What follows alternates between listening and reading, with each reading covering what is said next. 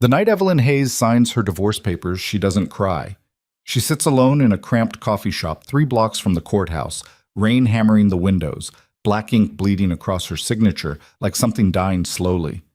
Across town in the same hour, her husband vanishes without a trace. 2 years later, he reappears as Adrian Vale, the most dangerous man in Chicago, offering her millions to walk back into his life. But the money comes with a price. And the man waiting for her inside that empire of blood and steel is no longer the broken husband she remembers. He's something far more terrifying. He's someone who learned how to survive. If you want to know whether broken people can be made whole again, stay until the end. Hit that like button and drop a comment telling me what city you're watching from. I want to see how far this story travels. Borsec. The rain doesn't stop. It hasn't stopped for 3 days straight, turning Chicago into something gray and drowned. Evelyn Hayes stands at the window of her office on the west side, watching water hammer the cracked pavement outside the outreach center. The building used to be a steel factory. Now it's a patchwork of donated furniture, peeling paint, and families who have nowhere else to go. She presses her forehead against the cold glass. Outside, a mother drags 2 kids through the rain toward the entrance. The woman's coat is too thin. The kids don't have umbrellas. Evelyn watches them disappear beneath the awning and feels the familiar tightness in her chest, the one that never really goes away. Dr. Hayes? She turns. Maria stands in the doorway, clutching a file folder against her chest. She's 23, still in grad school, still believes this work can fix things. Evelyn envies that. Yeah? There's a family downstairs. They just got evicted. Mom, 2 kids, no family in the city. I told them you might be able to help. Evelyn nods. Give me 5 minutes. Maria hesitates. You okay? I'm fine. It's a lie. They both know it. But Maria leaves anyway, because that's the script they follow.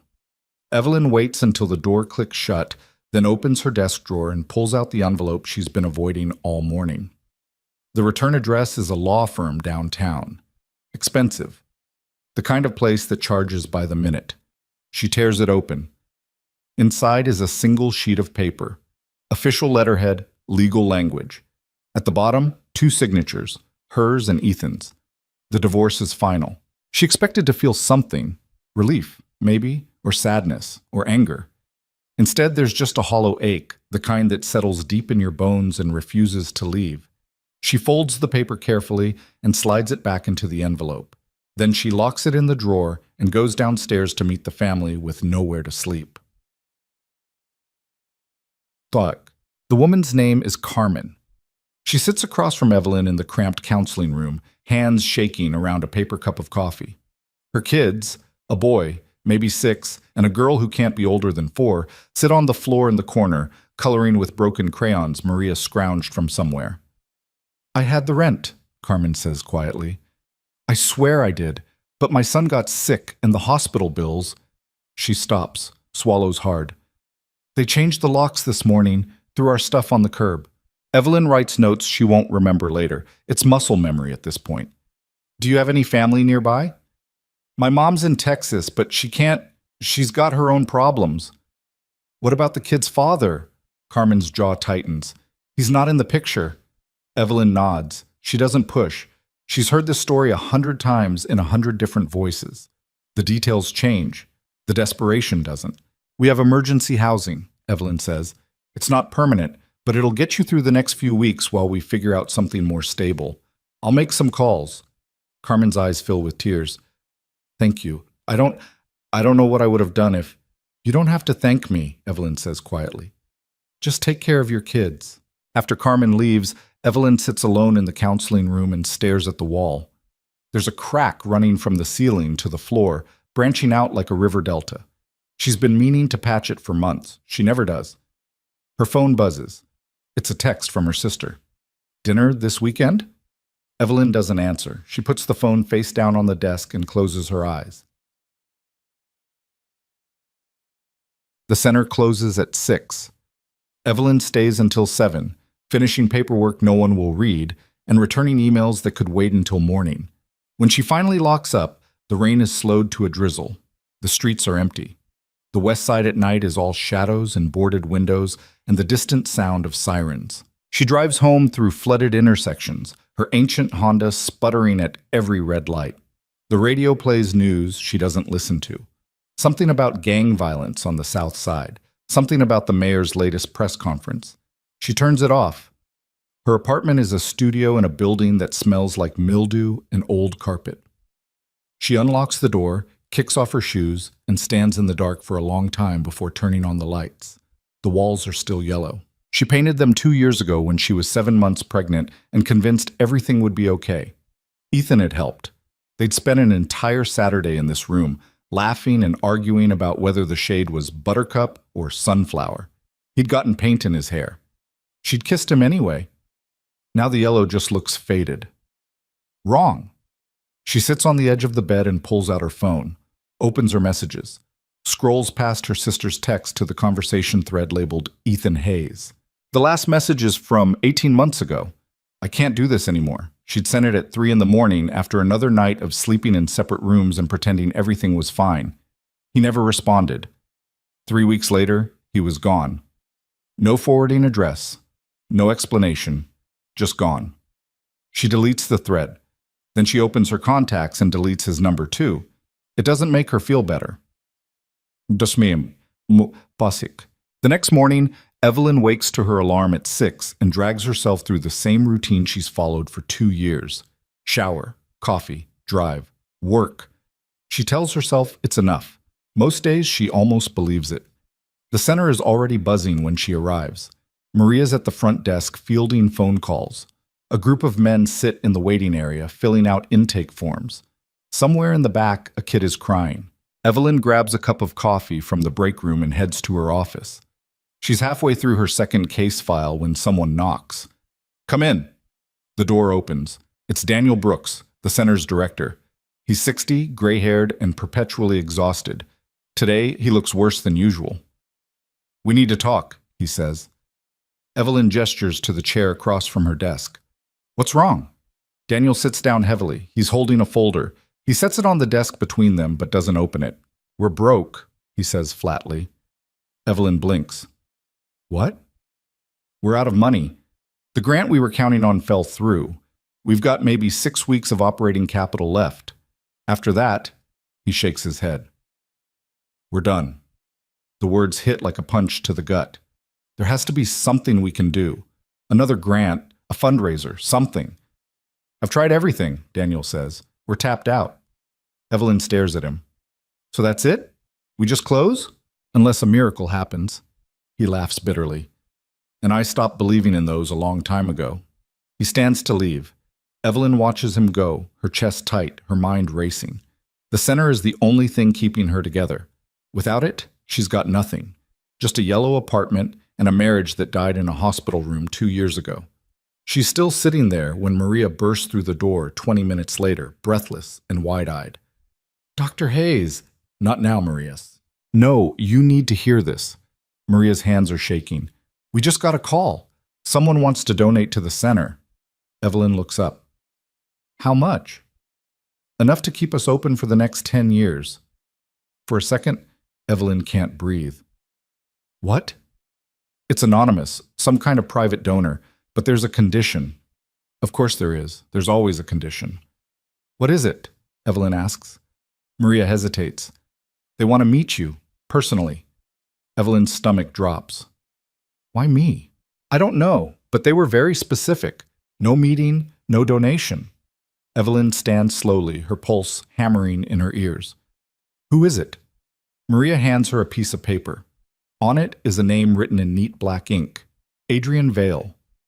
Evelyn's vision tunnels. The room tilts. She grabs the edge of the desk to steady herself. Dr. Hayes? Are you okay? Evelyn doesn't answer. She's staring at the name like it might disappear if she looks away. Adrian Vale, the most dangerous man in Chicago. The ghost who runs the city's underworld from the shadows, and her ex-husband. Evelyn locks herself in her office for the rest of the day. She tells Maria to cancel her appointments. She ignores Daniel's concerned texts. She sits at her desk and stares at the name on the paper until the letters blur together. Ethan Hayes.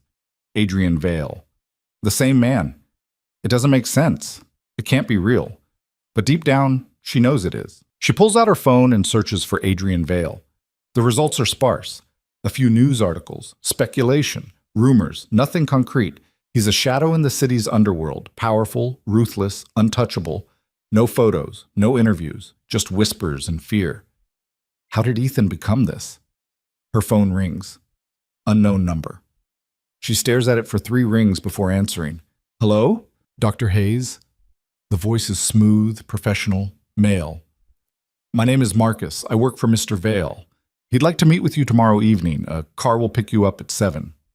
Mr. Vale is aware this may come as a surprise. He asks that you hear him out before making any decisions. The future of your center depends on it. The line goes dead. Evelyn sits in the silence, her heart racing, her hands shaking. She should say no. She should run. But the center is dying, and the families who depend on it are running out of time. And somewhere beneath the fear, there's something else. Curiosity. Because the man she married was broken and quiet and incapable of violence. And now he's something else entirely. The next evening, Evelyn stands outside her apartment building in the freezing rain, wearing the only professional outfit she owns that isn't falling apart. A black sedan pulls up to the curb. The windows are tinted. The engine purrs. A man in a dark suit steps out. He's built like a wall, broad shoulders, no neck, eyes that don't blink. Dr. Hayes? She nods. He opens the back door. Mr. Vale is waiting. Evelyn climbs inside. The door shuts. The car pulls away from the curb, and the city blurs past the windows, streetlights, graffiti, shadows. They drive north toward the lake. The neighborhoods change. Crumbling brownstones give way to sleek high-rises and gated estates. The car turns onto a private road lined with bare trees, their branches black against the gray sky. At the end of the road is a mansion. No, a fortress, stone walls, iron gates, security cameras, armed guards. The car stops at the entrance. The driver gets out and opens her door. This way. Evelyn follows him through the gates, her breath misting in the cold air. The mansion looms ahead, all sharp angles and dark windows. Inside, the air is warm, thick with the smell of wood smoke and leather. The driver leads her through a hallway lined with oil paintings, landscapes, portraits, battles. At the end of the hall is a heavy wooden door. He knocks once. Come in. The voice is familiar. Evelyn's chest tightens. The driver opens the door and steps aside. She walks in. The room is an office. Dark wood, floor-to-ceiling bookshelves, a massive desk by the window. A fire crackles in the hearth, and standing by the fire, hands in his pockets, is a man she hasn't seen in 2 years. Ethan. No. Adrian. He's thinner than she remembers. Sharper. His hair is shorter, streaked with gray at the temples. He's wearing a tailored suit that probably costs more than her car.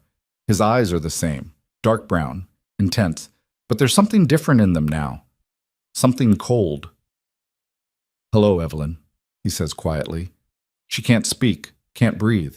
He steps closer, and she sees the scar on his jaw, a thin white line she doesn't recognize. He stops a few feet away, his hands still in his pockets, his expression unreadable. I know this is a shock, he says, but I need you to listen. You disappeared, she whispers. You just left. I know. And now you're, what? A crime boss? His jaw tightens. It's more complicated than that. Is it? Her voice cracks. Because from where I'm standing, it looks pretty simple. You left me. You became a criminal. And now you want to buy me with blood money. I'm not trying to buy you. His voice is calm, controlled. I'm trying to save the center, and I'm trying to explain. Explain what? That you're a liar? That I'm still the man you married? He pauses. Just not the man you remember. She wants to scream, wants to run, but she stays rooted to the spot, her hands shaking, her vision blurring with tears she refuses to shed. Why? She whispers. Why are you doing this? Adrian looks at her for a long moment. Then he walks to the desk and picks up a folder. He hands it to her. Open it. She does. Inside are photographs, construction sites, apartment buildings, schools, community centers, all of them stamped with the same logo, Vale Enterprises. I've spent the last 2 years trying to fix what I broke, Adrian says quietly. The empire I inherited was built on violence and corruption. I'm turning it into something else, something legitimate. Evelyn stares at the photos. And you want me to believe you're some kind of, what, philanthropist? I want you to see it for yourself. He steps closer. Give me 2 weeks. Let me show you what I've built. And if you still think I'm a monster, I'll walk away. The donation stands either way. Why me? She asks. Why does it have to be me? His expression softens, just for a second. Because you're the only person who ever saw me as something other than broken. The words hit harder than she expects. She closes the folder. I need time to think. Take all the time you need. He nods toward the door. Marcus will drive you home. She turns to leave, then stops. Ethan. Adrian, he corrects gently. She swallows. Did you ever grieve? For him? Adrian's face goes still. For a moment he doesn't answer. Then he says quietly, every single day. She nods, doesn't trust herself to speak, and then she walks out of the room, through the hallway, past the guards, into the cold night air where the rain has started again, and the world feels like it's splitting open beneath her feet. Evelyn doesn't sleep. She lies in bed staring at the yellow ceiling, listening to the radiator clank and hiss in the corner. Outside, the city hums with distant traffic and sirens. Inside, her mind won't stop replaying the way Adrian looked at her across that office, like she was something fragile he'd already broken once and was terrified of breaking again. At 4 a.m, she gives up. She makes coffee she doesn't drink and sits at her kitchen table with the folder he gave her spread open in front of her. The photographs are professional, high resolution. They show apartment complexes with fresh paint and playgrounds, schools with new roofs and computer labs, community centers that look nothing like the crumbling building where she works. Each one is stamped with the Vale Enterprises logo. She flips to the financial documents, construction permits, tax records, partnership agreements with the city. Everything looks legitimate, too legitimate. Her phone buzzes, a text from Daniel. Did you meet with the donor? She types back. Yes. 3 dots appear, disappear, appear again. And she stares at the screen, her fingers hover over the keyboard. I need more time. She shuts off her phone before he can respond. The center is chaos when she arrives. A pipe burst overnight, flooding the break room and half the hallway. Maria and 2 volunteers are on their hands and knees mopping up water, while Daniel argues with a plumber who's charging triple because it's an emergency. Evelyn steps over a puddle and heads to her office. She's got 3 families waiting for intake appointments and a stack of grant applications that were rejected months ago but still need to be filed. She tries to focus. She can't. Every time she closes her eyes, she sees Adrian standing by the fire, his hands in his pockets, his voice so calm it was almost unbearable. I'm still the man you married. No, he's not. The man she married couldn't look someone in the eye without flinching. He apologized for taking up space. He cried during movies and read poetry books he thought she didn't know about. Adrian Vale doesn't cry. Adrian Vale owns half of Chicago. Her office phone rings. She answers without thinking. Dr. Hayes? The voice is smooth, professional. Marcus. Her stomach tightens. What do you want? Mr. Vale would like to extend an invitation. Tomorrow afternoon. He'd like to show you one of the housing projects. I haven't decided if I'm... He understands. The invitation stands regardless. She closes her eyes. Fine. Where? A car will pick you up at 2. The line goes dead. Evelyn sits in the silence, her pulse hammering. She should say no. She should cut all contact and tell Daniel to find funding somewhere else. But she doesn't.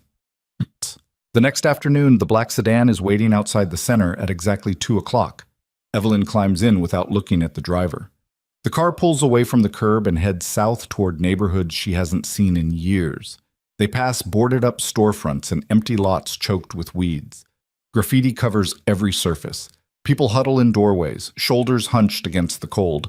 Then the scenery changes. New buildings rise from blocks that used to be rubble. The graffiti is gone. The streets are clean. Kids play basketball in a fenced court with fresh nets and painted lines. The car stops in front of a 5-story apartment building. The facade is brick, the windows are new, and there's a small garden in front with benches and planters. The driver opens her door. Mr. Vale is inside. Evelyn steps out. The air smells like concrete and fresh paint. A woman pushing a stroller waves at her from the sidewalk. Evelyn doesn't wave back. She walks into the building. The lobby is bright and clean. Tiled floors, mailboxes that aren't broken, a bulletin board covered with flyers for job training programs and after-school activities. Adrian is standing by the elevator, talking to a man in a hard hat. He's wearing a different suit today, charcoal gray, no tie. He looks up when she enters, and something flickers across his face. Relief, maybe. He excuses himself from the conversation and walks over. "You came," he says. "I'm here," she corrects. That's not the same thing. He nods, doesn't argue. "Come on, I'll show you around." They take the elevator to the 3rd floor. The hallway is carpeted, the walls freshly painted. Adrian leads her to an apartment at the end of the hall and unlocks the door. Inside is a 2-bedroom unit with hardwood floors and large windows that let in cold winter light. The kitchen has new appliances. The bathroom has a working shower and a door that closes. "This building used to be condemned," Adrian says quietly. "The city was going to demolish it. I bought it, gutted it, rebuilt it from the ground up." Evelyn walks to the window and looks out. Below, kids are playing in the courtyard. A man is shoveling snow from the sidewalk. Everything looks normal, safe. "How many units?" she asks. 48, all rented below market rate. Families only. Background checks but no credit requirements. She turns to face him. "And the catch?" "No catch." "There's always a catch." Adrian's jaw tightens. "Not this time." "Why?" The question comes out harsher than she intended. "Why does a crime boss suddenly care about affordable housing?" "Because I know what it's like to have nothing." His voice is calm, but there's an edge to it. "And I know what it's like to watch people suffer because the system doesn't give a damn." "That's a nice speech. Did you rehearse it?" Evelyn's, "Don't." She steps closer, her hands shaking. "Don't act like you're some kind of hero. You run an empire built on violence. You can't wash that away with a couple of apartment buildings." "I'm not trying to wash it away." His eyes are locked on hers. "I'm trying to build something better. With blood money. With money I earned." His voice drops. "And yes, some of it came from places I'm not proud of. But I'm changing that every day. I'm changing it." She wants to believe him. That's the worst part. She wants to believe that the man standing in front of her is capable of redemption. But she's seen too many broken promises, too many people who claimed they'd change and never did. "Show me more," she says finally. Over the next 2 hours, Adrian takes her to 3 more locations. A school on the west side with a new STEM lab and a library full of books that still smell like ink. A community center with a commercial kitchen where a chef is teaching teenagers how to cook. A medical clinic offering free checkups and prescriptions at cost.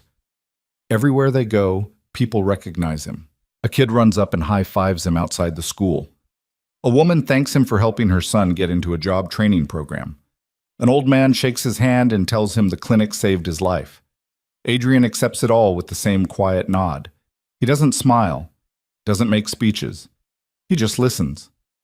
And Evelyn watches.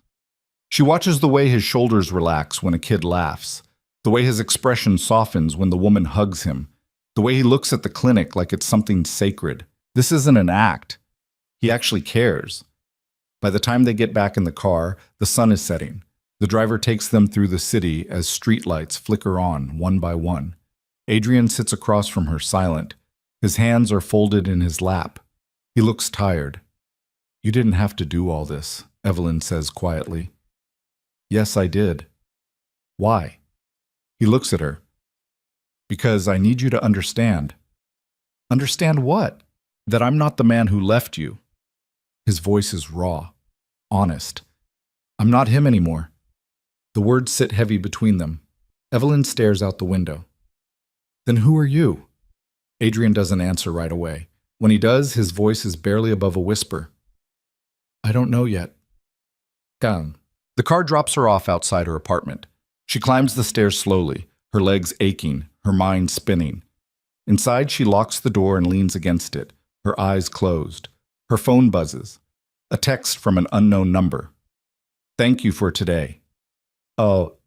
She stares at the message for a long time. Then she types back, "Don't thank me. I haven't decided anything yet." 3 dots appear, then disappear. No response. She tosses her phone on the bed and walks to the bathroom. In the mirror, she looks exhausted, dark circles under her eyes, hair pulled back in a messy bun. She barely recognizes herself. She splashes cold water on her face and tries not to think about the way Adrian looked at her in that apartment, like she was the only thing in the room that mattered. Gek. The next morning, Daniel corners her in the hallway before she can make it to her office. "We need to talk." She sighs. "Not now." "Yes, now." He follows her into the office and shuts the door.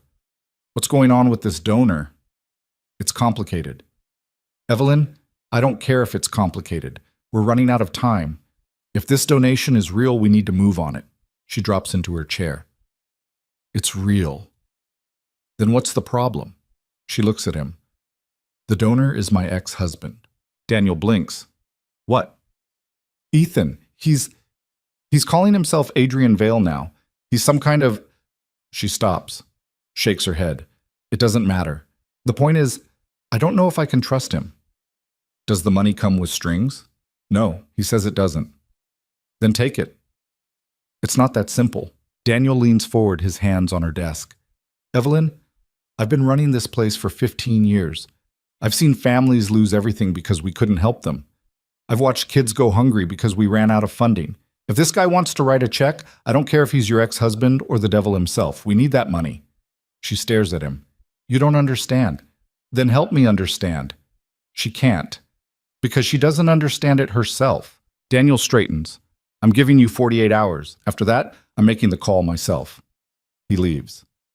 The door clicks shut. Evelyn sits in the silence, her chest tight, her hands shaking. She pulls out her phone and stares at Adrian's text from last night. Then she types, "I want to see where you live." The response comes in seconds. "Tonight, 7, same car." The mansion looks different at night. The gates are lit with floodlights, casting sharp shadows across the driveway. The windows glow warm against the black sky. Guards patrol the perimeter with rifles slung over their shoulders. Evelyn follows Marcus through the front entrance and into the main hall. It's massive. Marble floors, vaulted ceilings, chandeliers dripping with crystal.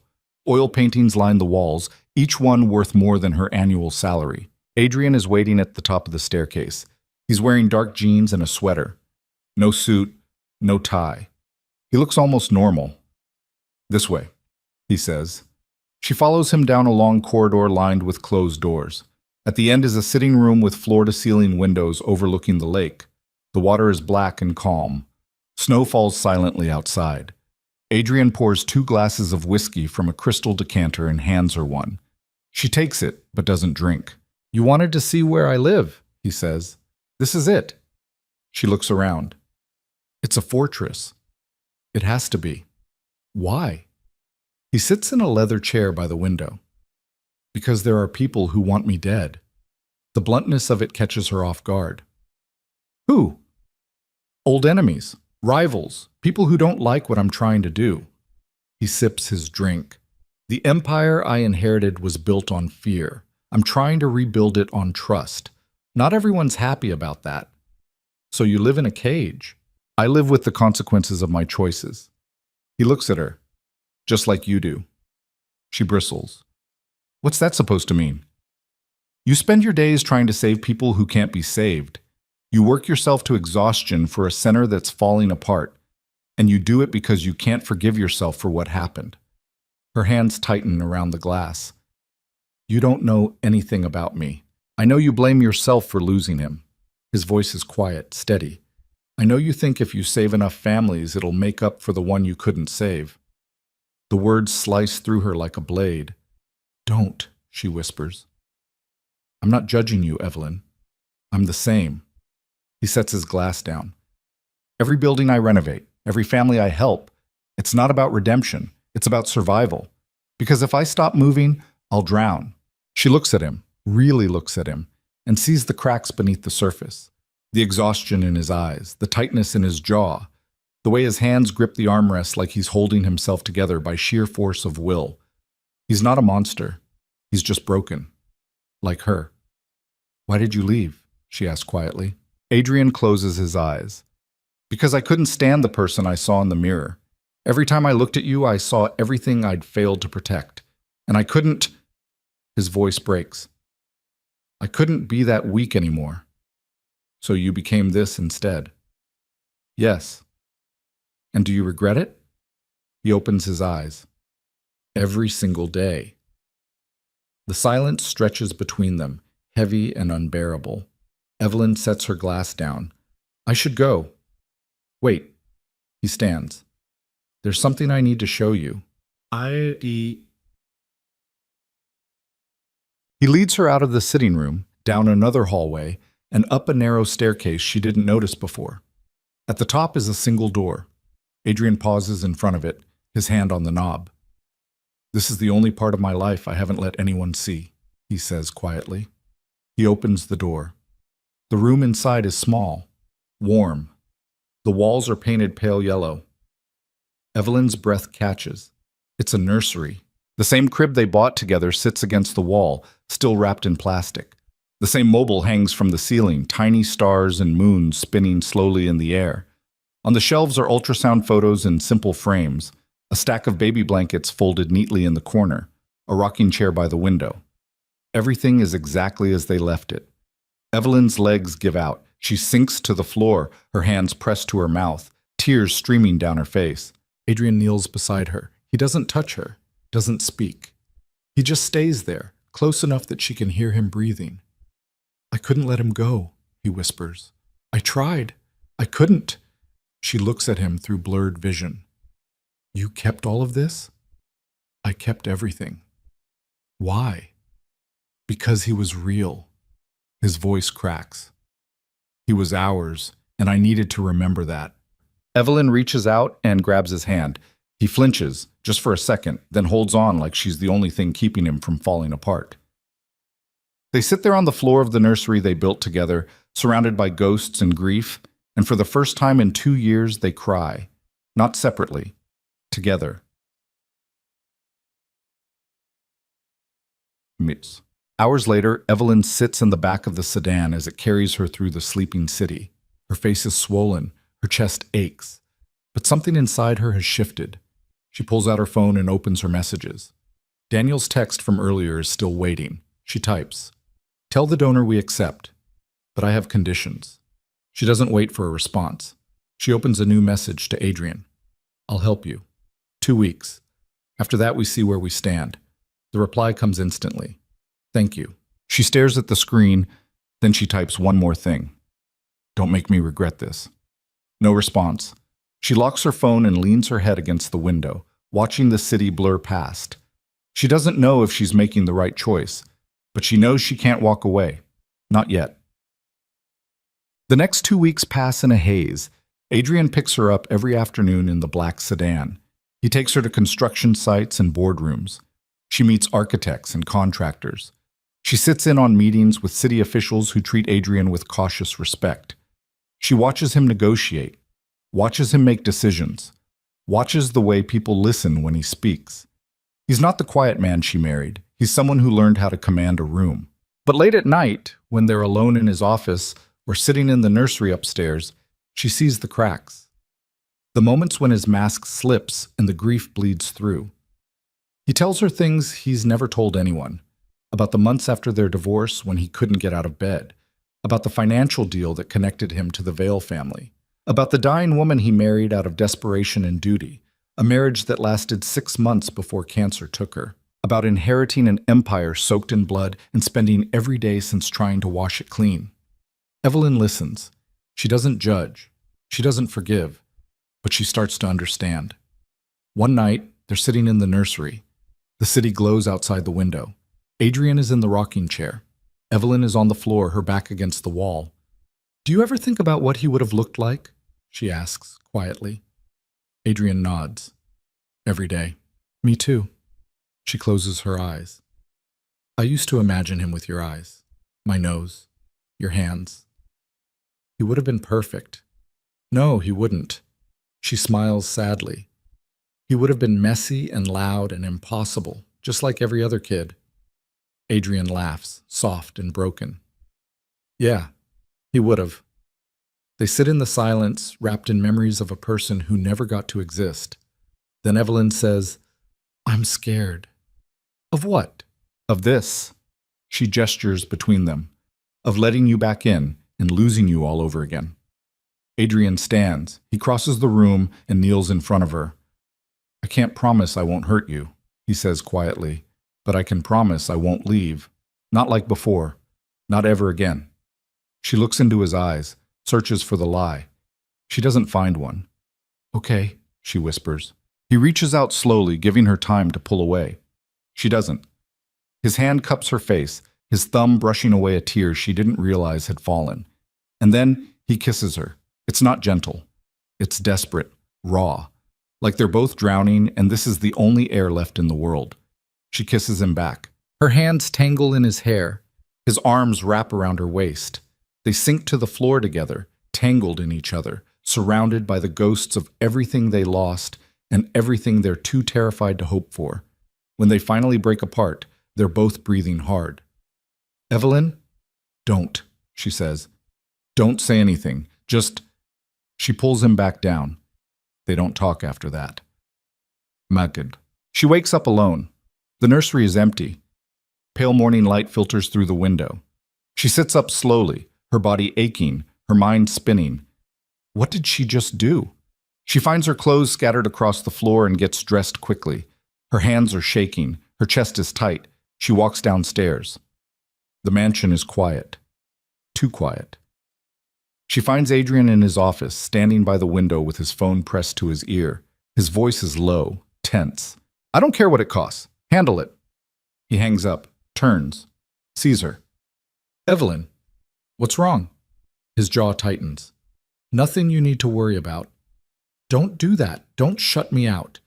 He hesitates. Then he says, There's been a problem. One of my lieutenants, someone I trusted, has been leaking information to a rival organization. Her stomach drops. What kind of information? Locations, schedules, security details. He runs a hand through his hair. Someone tried to hit one of the housing projects last night. We stopped them, but... Are people hurt? No, but it's only a matter of time. She steps closer. What are you going to do? What I have to. The coldness in his voice sends a chill down her spine. Adrian, go home, Evelyn. His eyes are hard, distant. This isn't your world. You asked me to be part of it. I was wrong. The words hit like a slap. She stares at him. So that's it? Last night meant nothing? Last night was a mistake. She flinches. You don't mean that. Yes, I do. He turns away. You should leave. Marcus will drive you. She wants to scream, wants to throw something. Instead, she just stands there, her hands shaking, her vision blurring. Fine, she whispers. She walks out. She doesn't look back. The next 3 days are hell. Evelyn throws herself into work. She takes on extra cases. She stays late. She avoids her phone. Daniel notices. You okay? I'm fine. You don't look fine. I said I'm fine. He doesn't push, but Maria does. Dr. Hayes, you need to talk to someone. I don't need to talk. I need to work. You're going to burn out. Then let me burn. Maria leaves. Evelyn sits alone in her office, staring at the stack of files on her desk. Her phone buzzes. A text from Adrian. We need to talk. She deletes it. Another text, please. She blocks the number, but that night when she gets home, there's a package waiting outside her door. Inside is a single photograph. It's the ultrasound, the one they took at 20 weeks. The image is grainy and faded, but she can still see the tiny profile, the curve of a nose, the shadow of a hand. On the back, written in Adrian's handwriting, I'm sorry, I'm scared, but I meant what I said. I won't leave. A. She sinks to the floor, the photograph clutched to her chest, and finally lets herself break. The next morning, she wakes to pounding on her door. She stumbles out of bed, still half asleep, and opens it. Marcus is standing there, his face grim. You need to come with me. What? Now, Dr. Hayes. The urgency in his voice cuts through the fog. She grabs her coat and follows him downstairs. The black sedan is idling at the curb. She climbs in. The car peels away from the curb before she can ask questions. Where are we going?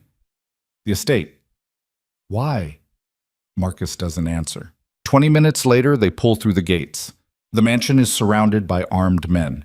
Smoke rises from one of the wings. Evelyn's heart stops. What happened? Explosion, Marcus says grimly. Last night, Mr. Vale barely made it out. She's out of the car before it fully stops. She runs through the front entrance. The main hall is chaos. Shattered glass, scorched walls, people shouting into radios. Where is he? She screams. A man points toward the sitting room. She sprints down the hallway and bursts through the door. Adrian is sitting on the couch, his shirt torn, his face streaked with soot. A medic is stitching a gash on his forearm. He looks up. Their eyes meet. And she knows. This is the point of no return. If she walks out now, she walks out forever. But if she stays, she crosses the room. She doesn't say anything. She just sits down beside him, takes his hand, and holds on. Adrian's breath shudders. I thought you left, he whispers. I'm here, she says. Why? She looks at him, at the man she loved, lost, and found again in the ruins of everything they built together. Because I'm tired of running. Outside, sirens wail. Inside, the world is on fire. But Evelyn stays. The medic finishes stitching Adrian's arm and backs away without a word. The sitting room is thick with smoke and tension. Through the shattered windows, Evelyn can see flames still licking at the east wing of the mansion. Fire trucks scream in the distance. Adrian's hand is cold in hers. His breathing is shallow, controlled. He's staring at the floor like he's trying to solve a puzzle written in blood. How many? He asks quietly. Marcus steps forward from the doorway. 2 dead, 4 injured. The blast was concentrated in the conference room. If you'd been 5 minutes later to the meeting... I know. Adrian's jaw tightens. Who was in the room? Stevens, Caldwell, your entire security team for the Southside operations. And the device? C4, professional job, someone who knew the building layout. Evelyn's stomach turns. She looks at Adrian. You said it was a leak. You said someone was passing information. I was wrong. His voice is flat, empty. This wasn't a leak. This was an inside job. What's the difference? He finally looks at her. His eyes are dark, haunted.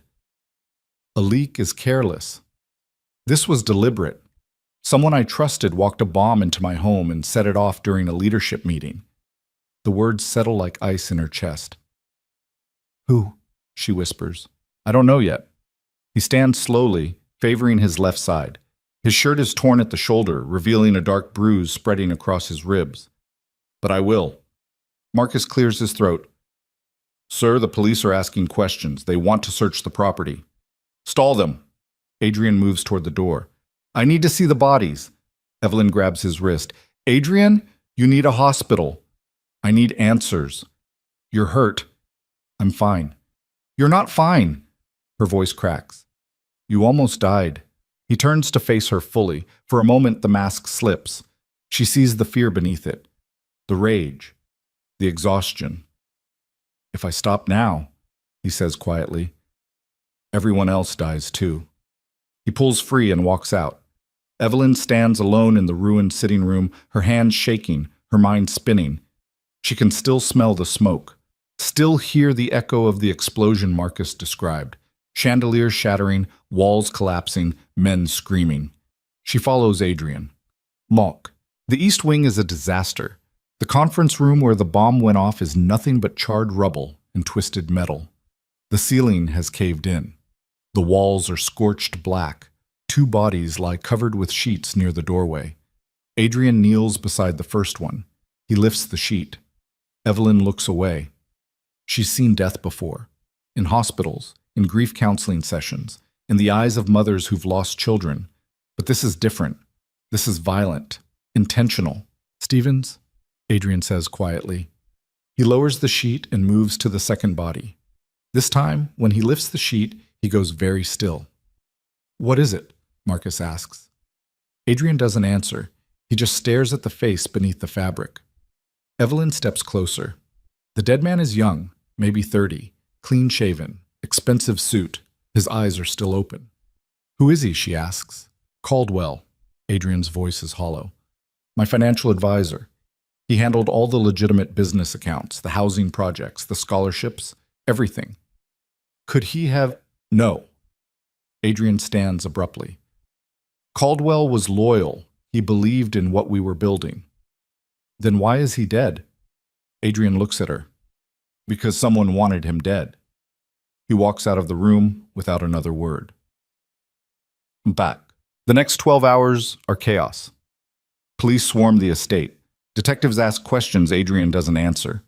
Forensic teams comb through the wreckage. The bodies are taken away in black bags. Evelyn stays close to Adrian. She doesn't know why. She just knows that if she leaves, something terrible will happen. He spends the afternoon locked in his office with Marcus and 3 other men she doesn't recognize. She can hear shouting through the door, furniture breaking. At one point, someone storms out, a man with gray hair and a scar running down his neck. He slams the door so hard the frame cracks. When Adrian finally emerges, it's almost midnight. His eyes are bloodshot.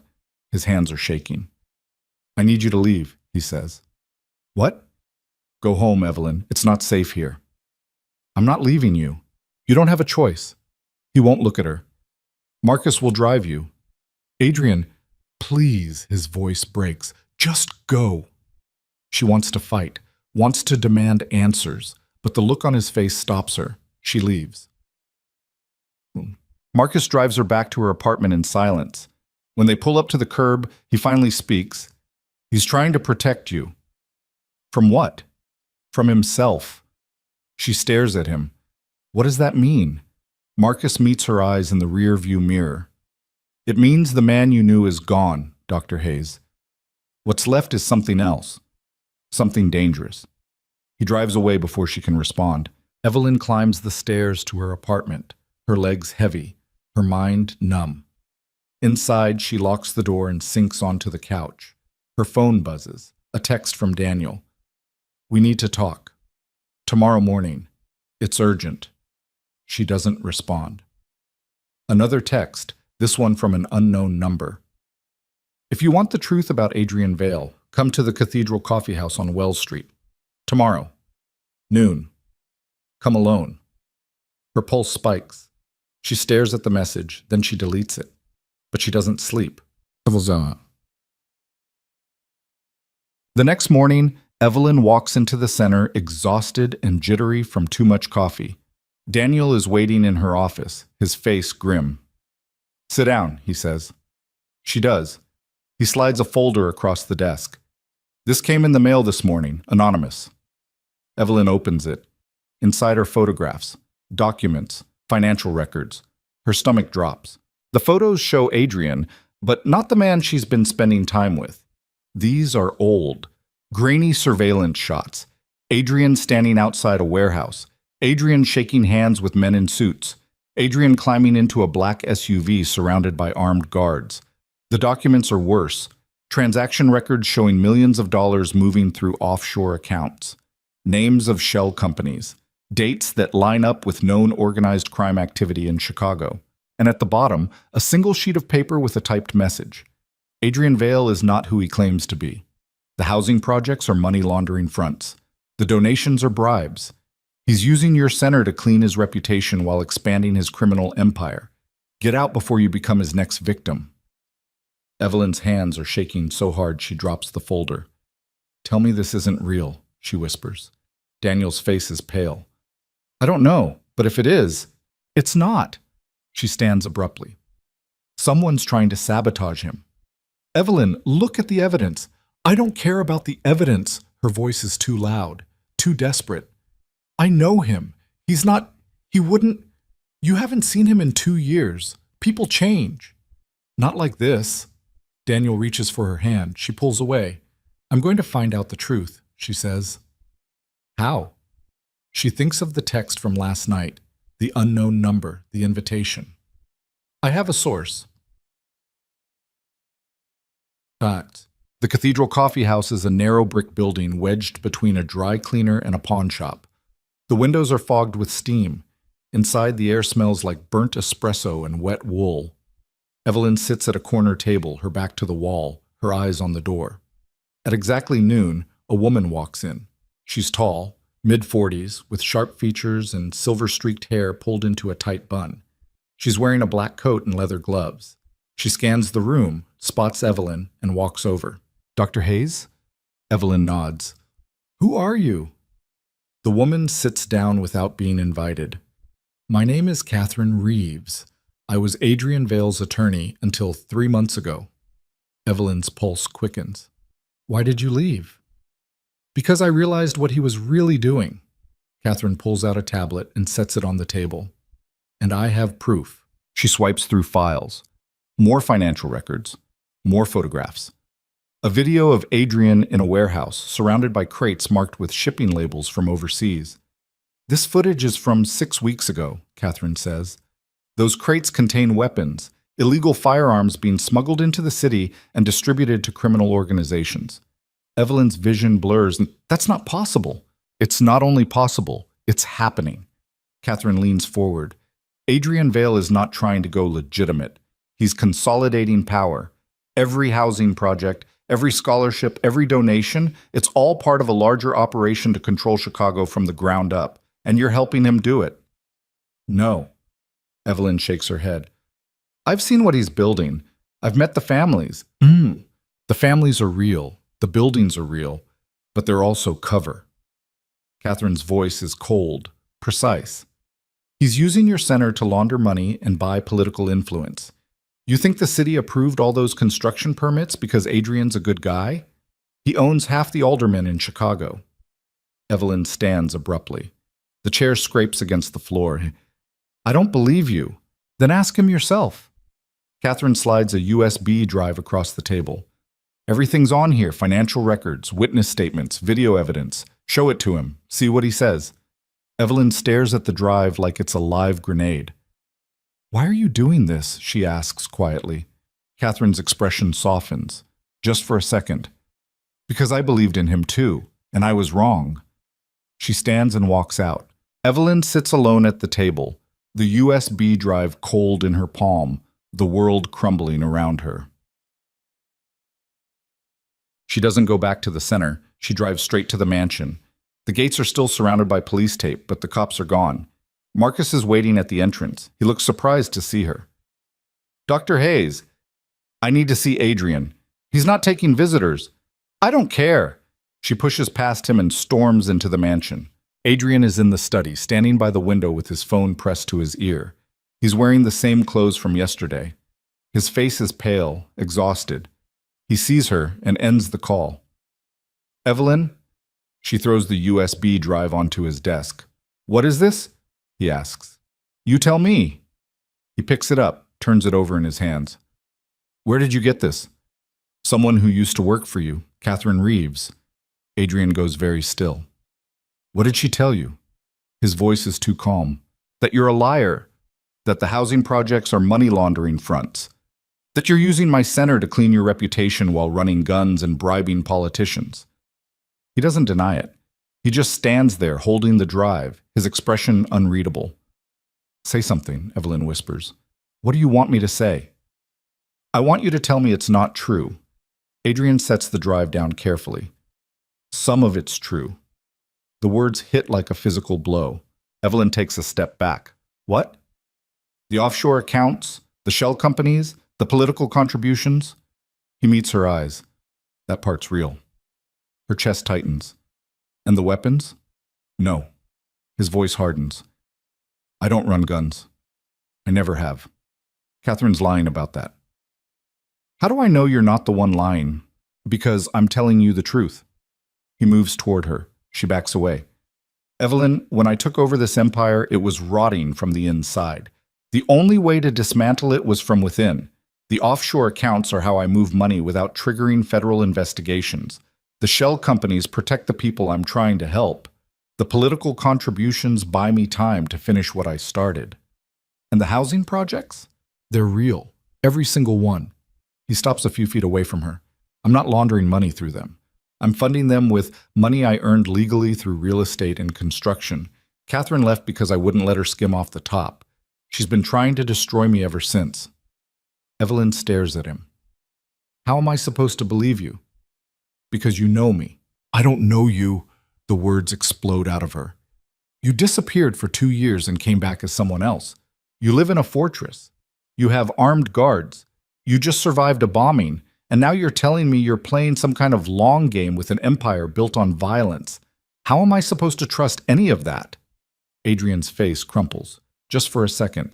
Then he pulls himself together. You're right, he says quietly. You shouldn't trust me. Adrian, I asked too much of you. I thought... He stops, shakes his head. It doesn't matter what I thought. You should go. That's it? You're just giving up? I'm letting you make your own choice. He turns away. I won't trap you in this world. Evelyn's hands are shaking. Her mind is screaming at her to leave, to run, to get as far away from this man and his blood-soaked empire as possible. But her feet won't move. I need time, she says finally. He nods, doesn't look at her. She walks out. For the next 3 days, Evelyn disappears into work. She takes on every case, stays late every night, avoids her phone, avoids her apartment, avoids thinking about Adrian standing alone in that study, his face blank, his voice hollow. On the 4th day, Marcus shows up at the center. Mr. Vale wants to see you. Tell him I'm busy. It's urgent. I don't care. Marcus steps closer. His voice drops. He's planning something, Dr. Hayes, something dangerous, and I think he's going to get himself killed. Her pulse spikes. What are you talking about? He's going after the people responsible for the bombing, tonight, and he's not taking backup. Evelyn's stomach drops. That's suicide. I know. Marcus's expression is grim. That's why I'm here. Mkas. She finds Adrian in the armory. It's a room she didn't know existed, deep in the basement of the mansion, behind a steel door with a keypad lock. Inside are racks of weapons, rifles, handguns, tactical gear. Adrian is loading a magazine into a Glock. He's wearing all black. No suit, no polish, just raw purpose. What are you doing? Evelyn asks from the doorway. He doesn't look up. What I should have done days ago. You're going to get yourself killed. Maybe. Adrian, I found the traitor. He slams the magazine into place and chambers around. Victor Kane, my head of security. He's the one who planted the bomb. He's been working with a rival organization for months, feeding them information, sabotaging operations. And tonight, he's meeting with them to finalize a deal that will destroy everything I've built. Then call the police. The police can't touch him. He's got half the department on his payroll. So what's your plan? Storm in there and shoot everyone? If that's what it takes? She crosses the room and grabs his wrist. This isn't you. He finally looks at her. His eyes are cold, dead. Yes, it is. The words freeze her blood. You said you were trying to be better, she whispers. I lied. He pulls free. I was never trying to be better. I was trying to survive, and now I'm out of options. There's always another option. Not this time. He picks up a tactical vest and straps it on. Victor's meeting is in 2 hours. By midnight, this will be over. And then what? Then you go back to your life, and I go back to mine. Evelyn's throat tightens. Is that what you want? Adrian pauses. For a moment, he looks like he's going to say something. Then he just shakes his head. It doesn't matter what I want. He walks past her toward the door. Wait. He stops. If you do this, she says quietly, you'll lose everything. The housing projects, the scholarships, the families you've been helping. It'll all be gone. I know. Then why? He turns to face her. Because if I don't, they'll come for you next. The words hang in the air between them. What? Victor knows about you. He knows how much you mean to me, and he'll use that. Adrian's voice is raw, desperate. I can't. I won't let that happen. Evelyn's pulse is hammering. So this is about protecting me. This is about making sure you survive. He steps closer. Even if I don't. She grabs his face with both hands, forcing him to look at her. Then let me come with you. Absolutely not. If you're going to die tonight, I'm not letting you die alone. Evelyn. I mean it. Her voice is steel. Either we do this together, or you stay here. Adrian stares at her. For a long moment, he doesn't speak. Then he says quietly, You'll do exactly what I say. Yes. And if I tell you to run, you run. Fine. He closes his eyes. This is a mistake. Probably. He opens his eyes. There's something new in them, something that looks almost like hope. Get a vest, he says. The meeting is in an abandoned factory on the south side, the same neighborhood where Evelyn's center is located. The irony isn't lost on her. They drive in silence. Adrian's jaw is tight. His hands grip the steering wheel like he's strangling it. Evelyn sits in the passenger seat wearing a bulletproof vest that's too big for her, her heart hammering so hard she can feel it in her teeth. When we get inside, Adrian says, you stay behind me. Don't talk. Don't move unless I tell you to. What are you going to do? Confront Victor. Get him to confess. Record everything. And if he doesn't confess? Adrian doesn't answer. They pull up to the factory. It's a massive concrete structure with broken windows and graffiti-covered walls. A single car is parked out front, a black SUV with tinted windows. That's Victor's, Adrian says quietly. He kills the engine. They sit in the dark, listening to the distant sound of traffic. You can still turn back, he says. So can you. He looks at her. I'm sorry. For what? For dragging you into this. Before she can respond, he's out of the car. She follows. They move through the shadows toward the factory entrance. The door is ajar. Inside, voices echo off the walls. Adrian signals for her to stay close. They slip inside. The factory floor is vast and empty. Moonlight filters through the broken windows, casting everything in silver and shadow. At the far end, near a pile of rusted machinery, 3 men are standing in a circle. One of them is Victor Kane. He's tall, broad-shouldered, with graying hair and a scar running down his neck. The same man Evelyn saw storm out of Adrian's office days ago. The other 2 men are strangers. One is older, wearing an expensive suit. The other is younger, holding a briefcase. Adrian steps forward into the light. Victor. All 3 men turn. Victor's face goes hard. Adrian, I was wondering when you'd show up. Did you really think I wouldn't figure it out? Honestly, I hoped you'd die in the blast. Victor's voice is calm, casual. But you always were good at surviving. Adrian's hand moves toward the gun at his waist. You killed 2 of my men. Collateral damage. They trusted you. They were weak. Victor shrugs. Just like you. The man in the suit steps forward. Mr. Vale, I don't believe we've met. My name is... I don't care who you are. Adrian cuts him off. His eyes are locked on Victor. I want to know why. Victor laughs. Why? Because you're destroying everything this empire was built on. You want to go legitimate? Build schools and hospitals? That's not what we do, Adrian. We take, we control, we survive.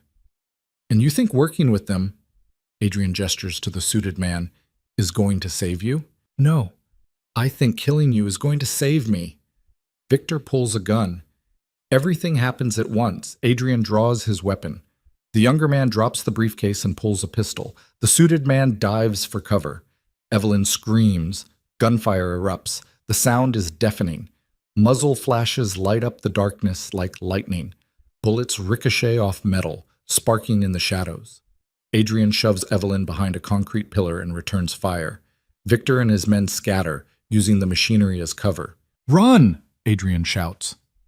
Evelyn doesn't move. She can't. Her legs are frozen. Her ears are ringing. All she can see is Adrian crouched behind a metal beam, his gun raised, his face set in grim determination. Victor fires again. The bullet hits the beam inches from Adrian's head. Adrian fires back. Misses. Evelyn, get out of here. No! Another gunshot. This one hits the pillar beside her, spraying concrete dust into her face. She drops to the ground, her hands over her head, her heart exploding in her chest. And then she sees it. The younger man is circling around, moving through the shadows, getting behind Adrian. He raises his gun. Evelyn doesn't think. She just moves. She grabs a piece of broken rebar from the ground and swings it as hard as she can. It connects with the man's skull. He goes down hard, his gun skittering across the floor. Adrian spins, sees her. His eyes go wide. What are you? Victor fires. The bullet catches Adrian in the shoulder. He staggers back, his gun dropping from his hand. Evelyn screams. Victor steps out from cover, his weapon trained on Adrian's chest. It's over, he says. Adrian is on his knees, blood soaking through his shirt. He looks up at Victor, his face pale, his breathing ragged. You're right, he says quietly. Victor's finger tightens on the trigger.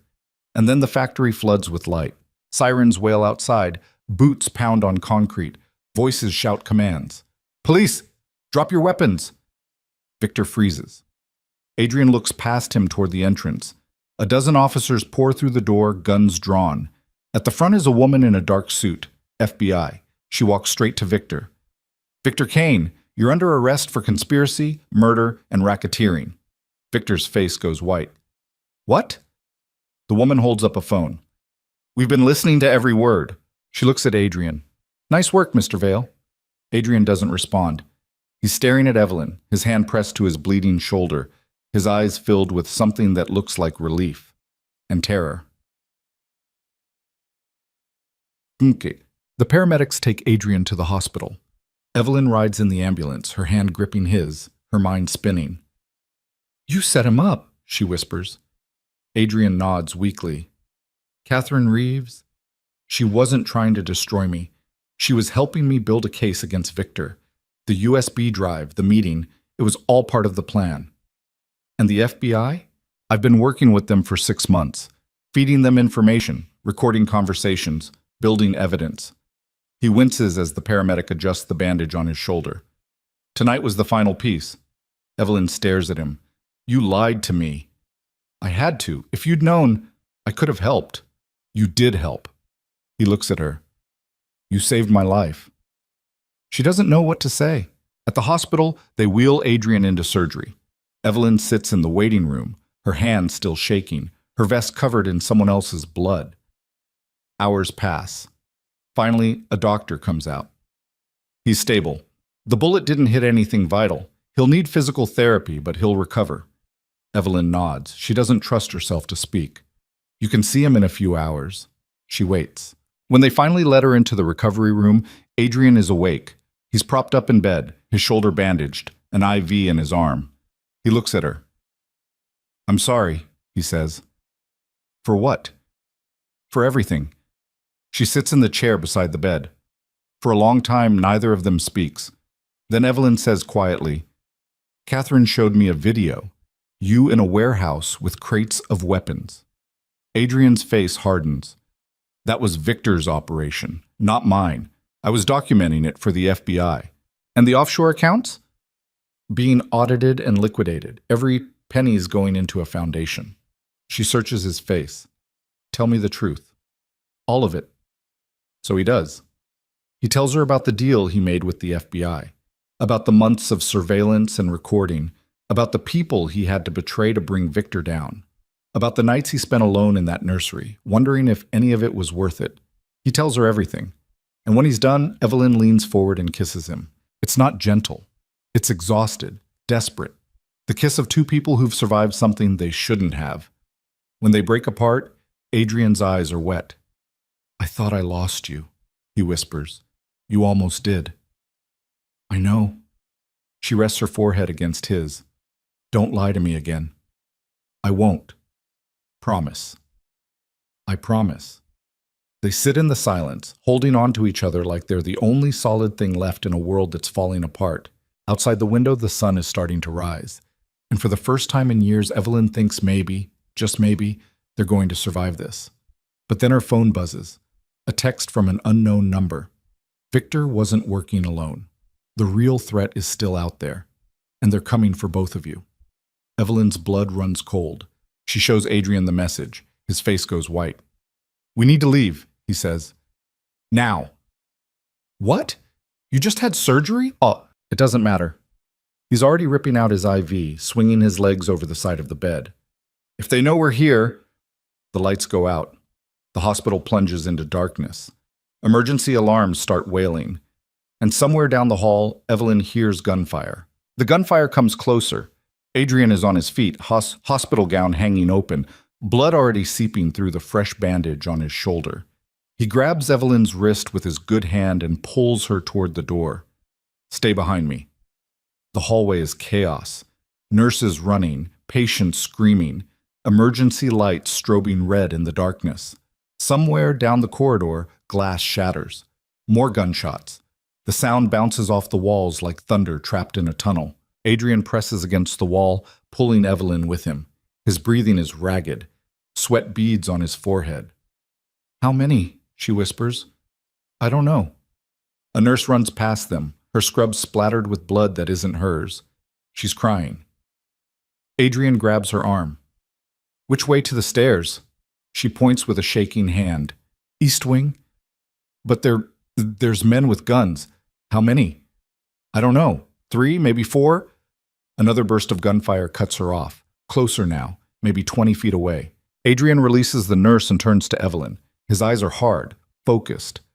When I say run, you run. Don't look back. Don't stop. Get to the stairwell and go down. There's an underground parking garage. Find a car and get out. What about you? I'll find you. That's not good enough. Evelyn. He cups her face with his bloody hand. I need you to trust me. Before she can answer, a man rounds the corner. He's dressed in black tactical gear, face covered by a balaclava, rifle raised. He sees them and swings the weapon toward Adrian. Adrian moves faster. He shoves Evelyn to the ground and lunges. The rifle goes off, deafening in the enclosed space, but the shot goes wild, punching through the ceiling tiles. Adrian crashes into the man, driving him backward into the wall. They grapple. The rifle clatters to the floor. Evelyn scrambles for it. Her hands close around cold metal. She's never held a gun this heavy. It feels wrong, foreign. The two men are still fighting. Adrian throws a punch with his bad arm and screams. The man in the mask drives a knee into his ribs. Adrian goes down. The masked man reaches for a pistol on his hip. Evelyn doesn't think. She lifts the rifle and pulls the trigger. Nothing happens. Safety's on. The masked man turns toward her. She can see his eyes through the balaclava, cold, empty. He raises his pistol. Adrian surges up from the floor and tackles him. They go down hard. The pistol skitters across the linoleum. This time, Adrian doesn't stop. He slams the man's head into the floor once, twice, 3 times. The balaclava comes off. The man underneath is young, maybe 25. Blood pours from his nose. Adrian grabs the pistol and stands, breathing hard, his hospital gown soaked through with blood and sweat. Run, he says. Evelyn runs, booked. The stairwell is pitch black except for the emergency lights. She takes the stairs 2 at a time, her lungs burning, her legs shaking. Behind her, she hears more gunfire, shouting, footsteps pounding. She bursts through the door into the parking garage. It's empty, silent. Rows of cars sit under flickering fluorescent lights. The air smells like oil and exhaust. She moves between the cars, staying low, her heart hammering so hard she can taste it. Where is Adrian? A door slams somewhere behind her. Footsteps echo off concrete. She ducks behind a minivan and holds her breath. The footsteps get closer. She risks a glance around the bumper. A woman is walking through their garage. Tall, black coat, silver-streaked hair pulled into a tight bun. Catherine Reeves. Evelyn's stomach drops. Catherine is holding a phone to her ear. Still inside, we're sweeping the floors now. If Vale's alive, we'll find him. She pauses, listens. And the woman? Another pause. Understood. She hangs up and pulls a pistol from inside her coat. Evelyn shrinks back behind the minivan, her mind racing. Catherine was supposed to be helping them. She was working with the FBI. She gave Adrian the evidence against Victor. Unless that was the lie. Unless everything Catherine told them was designed to lead them here. Evelyn's phone buzzes in her pocket. She fumbles for it, hands shaking. A text from Adrian. Where are you? She types back with trembling fingers. Parking garage. Level B2. Catherine's here. The reply comes instantly. Don't move. I'm coming. Catherine's footsteps are getting closer. Evelyn looks around desperately. There's nowhere to hide, nowhere to run. She's trapped between cars with a woman holding a gun 10 feet away. She does the only thing she can think of. She stands up. Catherine spins, pistol raised. They stare at each other across the hood of a sedan. "Dr. Hayes." Catherine's voice is calm, almost pleasant. "I was hoping you'd make this easy. You set us up. I opened a door, you walked through it." Catherine moves closer, the gun never wavering. "Victor was sloppy, emotional. He would have destroyed the Empire before we could take control of it. Adrian, on the other hand, Adrian was methodical, smart, dangerous. He had to be removed properly." "You work for the people trying to kill us." "I work for the people who actually run this city." Catherine stops 5 feet away. "Adrian thought he could dismantle the Empire from within. He thought he could turn blood money into charity and walk away clean. He was wrong." "So you're what? Going to kill us both and take over?" "I'm going to finish what should have been finished 2 years ago." Catherine's finger moves to the trigger. "Nothing personal, Doctor. You were just in the wrong place at the wrong time." She starts to squeeze. A gunshot cracks through the garage. Catherine stumbles. The pistol drops from her hand. She looks down at the red bloom spreading across her shoulder, her face twisted in shock. Behind her, Adrian stands with a rifle braced against his good shoulder. His hospital gown is gone. He's wearing stolen scrubs and a security guard's jacket. Blood stains the fabric dark. Catherine turns to run. Adrian fires again. This time she goes down. He walks forward slowly, the rifle still raised, until he's standing over her. She's clutching her leg, her face pale, her breathing shallow. "How many more?" Adrian asks quietly. "Go to hell." He presses the rifle barrel against her knee. "How many?" Catherine's face contorts. "6.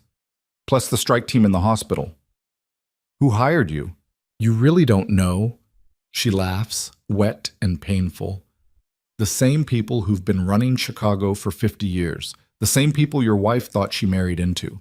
The Vale family isn't yours, Adrian. It never was. You were just keeping the seat warm until we were ready to take it back." Adrian's finger tightens on the trigger. "Don't." Evelyn's voice cuts through the silence. He looks at her. "She's not worth it," Evelyn says quietly. "Let the FBI handle her." For a long moment, Adrian doesn't move. Then he lowers the rifle. "Tie her up," he says. Evelyn uses Catherine's belt and shoelaces to bind her wrists and ankles. Catherine doesn't resist. She just lies there, breathing hard, blood pooling beneath her. Adrian pulls out his phone and makes a call. "Marcus, I need extraction. We're in the parking garage at Northwestern Memorial." He pauses. "No, we're compromised. They know everything." Another pause. His jaw tightens. "Do it." He hangs up.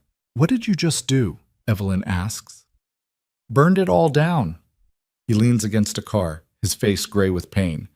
"Every safe house, every account, every contact. If they want the Empire, they're going to get ashes."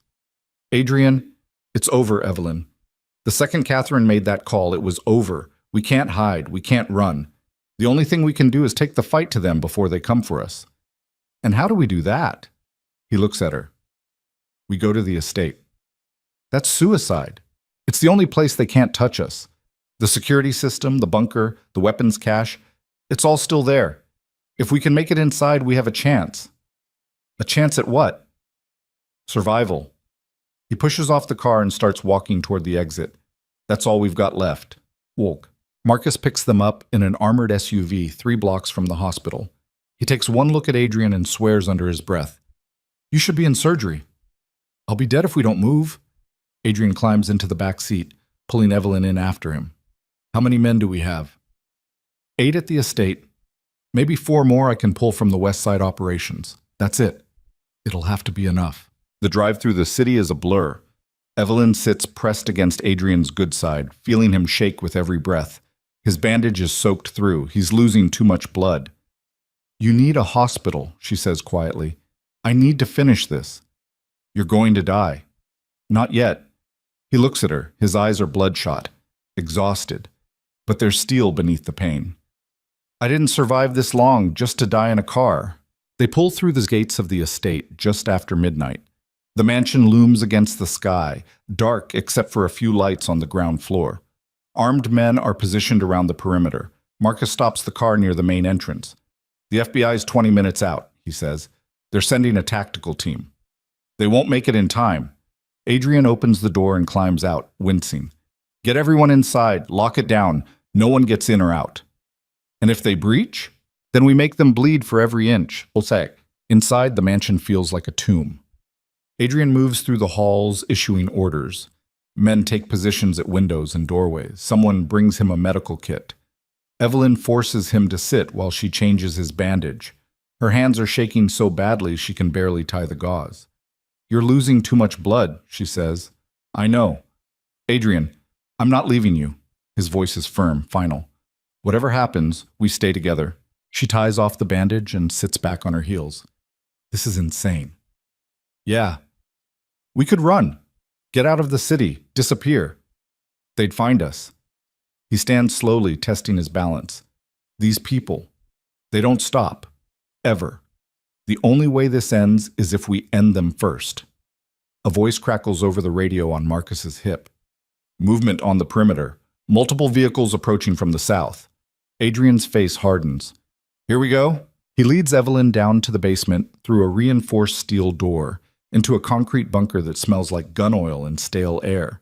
Inside are racks of weapons, tactical gear, and a wall of security monitors showing every angle of the estate.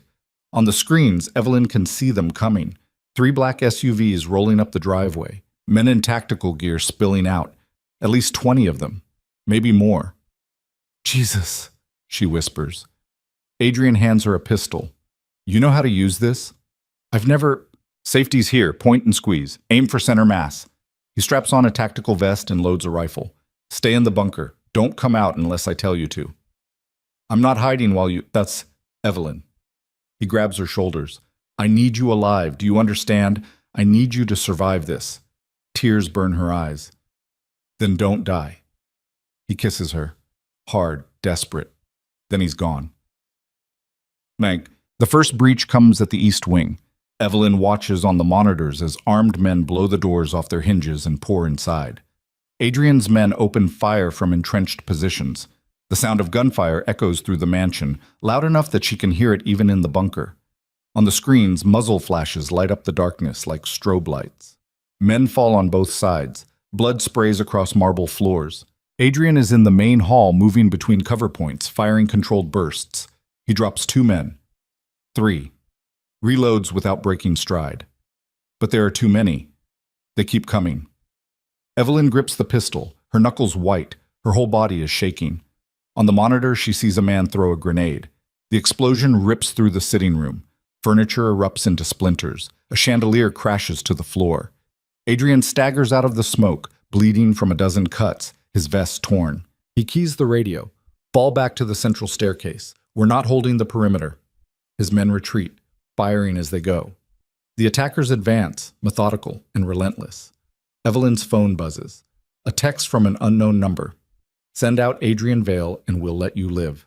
She stares at the screen, her pulse pounding in her ears. Another text. You have 2 minutes. She looks at the monitors. Adrian is trapped on the second floor, pinned down by suppressing fire. 2 of his men are already dead. The rest are running out of ammunition. They're not going to make it. She stands, grabs the pistol, and walks out of the bunker. The mansion is hell. Smoke chokes the air.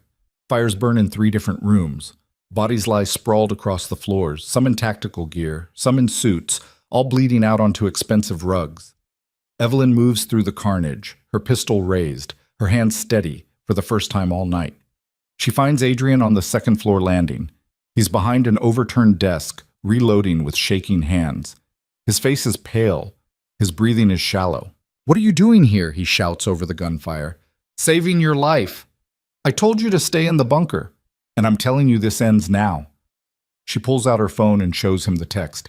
They want you, not me. Adrian's face goes white. No. It's the only way. Absolutely not. Adrian, you're dying. Your men are dying. This doesn't end unless someone makes it end. I won't let you. It's not your choice. She grabs his face, forcing him to look at her. I love you. I never stopped. But I'm not watching you bleed out on this floor because you're too stubborn to let me help. His eyes are wet. They'll kill you. Maybe. Or maybe the FBI gets here first. She kisses him one more time. Either way, you get to live. She stands and walks toward the stairs before he can stop her. Evelyn! She doesn't turn around. She walks down the grand staircase, her pistol at her side, her head held high.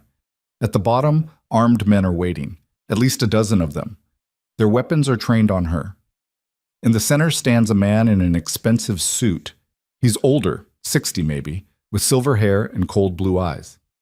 Dr. Hayes, he says, I'm impressed. I didn't think you had it in you. Where's Adrian? She asks. That depends on you. The man gestures to one of his soldiers. Drop the weapon. She sets the pistol on the floor. Now, where is he? Safe. The man smiles. It doesn't reach his eyes. You're very brave. Or very stupid. I haven't decided which. Who are you?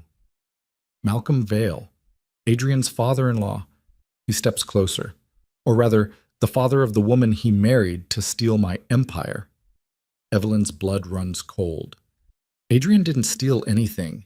He inherited He inherited what I allowed him to inherit. The marriage was a test, a way to see if he was strong enough to hold power. Malcolm's voice is ice. Turns out, he's not. He's weak, sentimental. He thinks he can wash away blood with charity. He's trying to do something good. He's trying to dismantle everything I built. Malcolm's eyes narrow. And you helped him do it. So what? You're going to kill me to punish him? No. Malcolm reaches into his jacket and pulls out a pistol. I'm going to kill you because you're leverage, and leverage is the only thing Adrian understands. He raises the gun. A shot rings out. Malcolm stumbles. Behind him, Adrian stands at the top of the stairs, rifle braced against his shoulder, blood streaming down his face. Get away from her, he says quietly. Malcolm turns, clutching his side. You don't have the strength.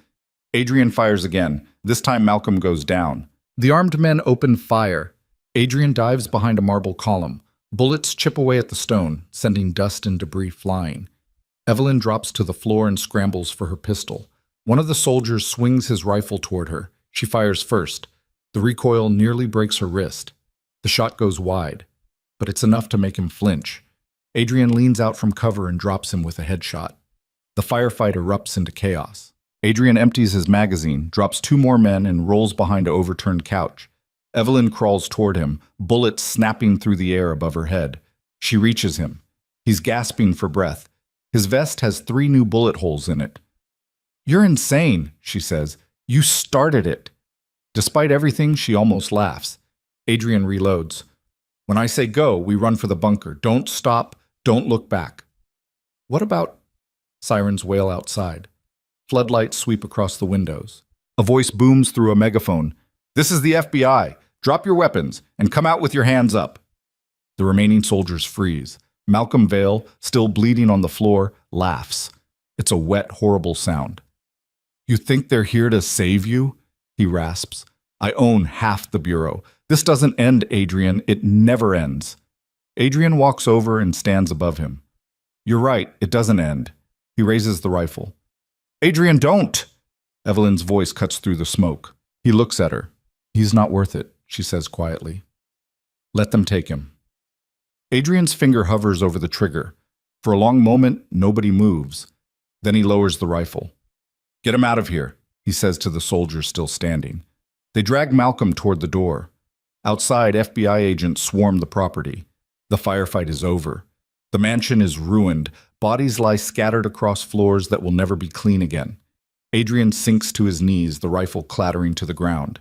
Evelyn runs to him, catches him before he collapses. I've got you, she whispers. I know, he breathes. And then he passes out in her arms. The paramedics stabilize him on site. 3 gunshot wounds, 1 to the shoulder, 1 grazing his ribs, 1 through the thigh. Massive blood loss. Shock, but alive. Evelyn rides with him in the ambulance for the 2nd time in 12 hours. This time, she doesn't let go of his hand. At the hospital, they take him straight into surgery. Evelyn sits in the waiting room, covered in blood that isn't hers, and stares at the wall. Hours pass. An FBI agent comes to take her statement. She tells him everything. He writes it all down without expression.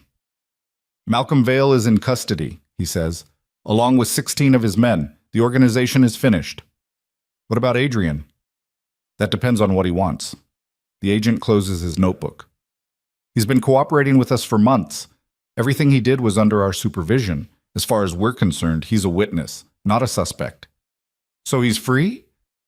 If he survives, yes. The agent leaves. Evelyn sits alone in the fluorescent silence. Finally, a doctor appears. He's out of surgery. Critical but stable. You can see him in an hour. Evelyn nods. She still can't speak.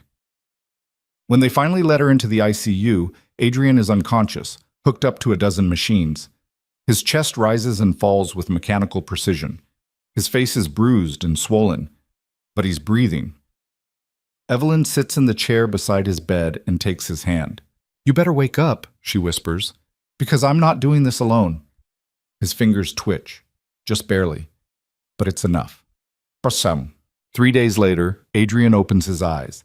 Evelyn is asleep in the chair beside him, her head resting on the edge of his bed. Sunlight streams through the window. The machines beep steadily. He watches her for a long time. Then he squeezes her hand. She jerks awake, her eyes wide. Hey, he rasps. Hey. Her voice breaks. She leans forward and kisses his forehead, his cheek, his lips. When she pulls back, she's crying. Don't ever do that again, she says. Deal. They sit in silence, holding on to each other while the world outside keeps turning.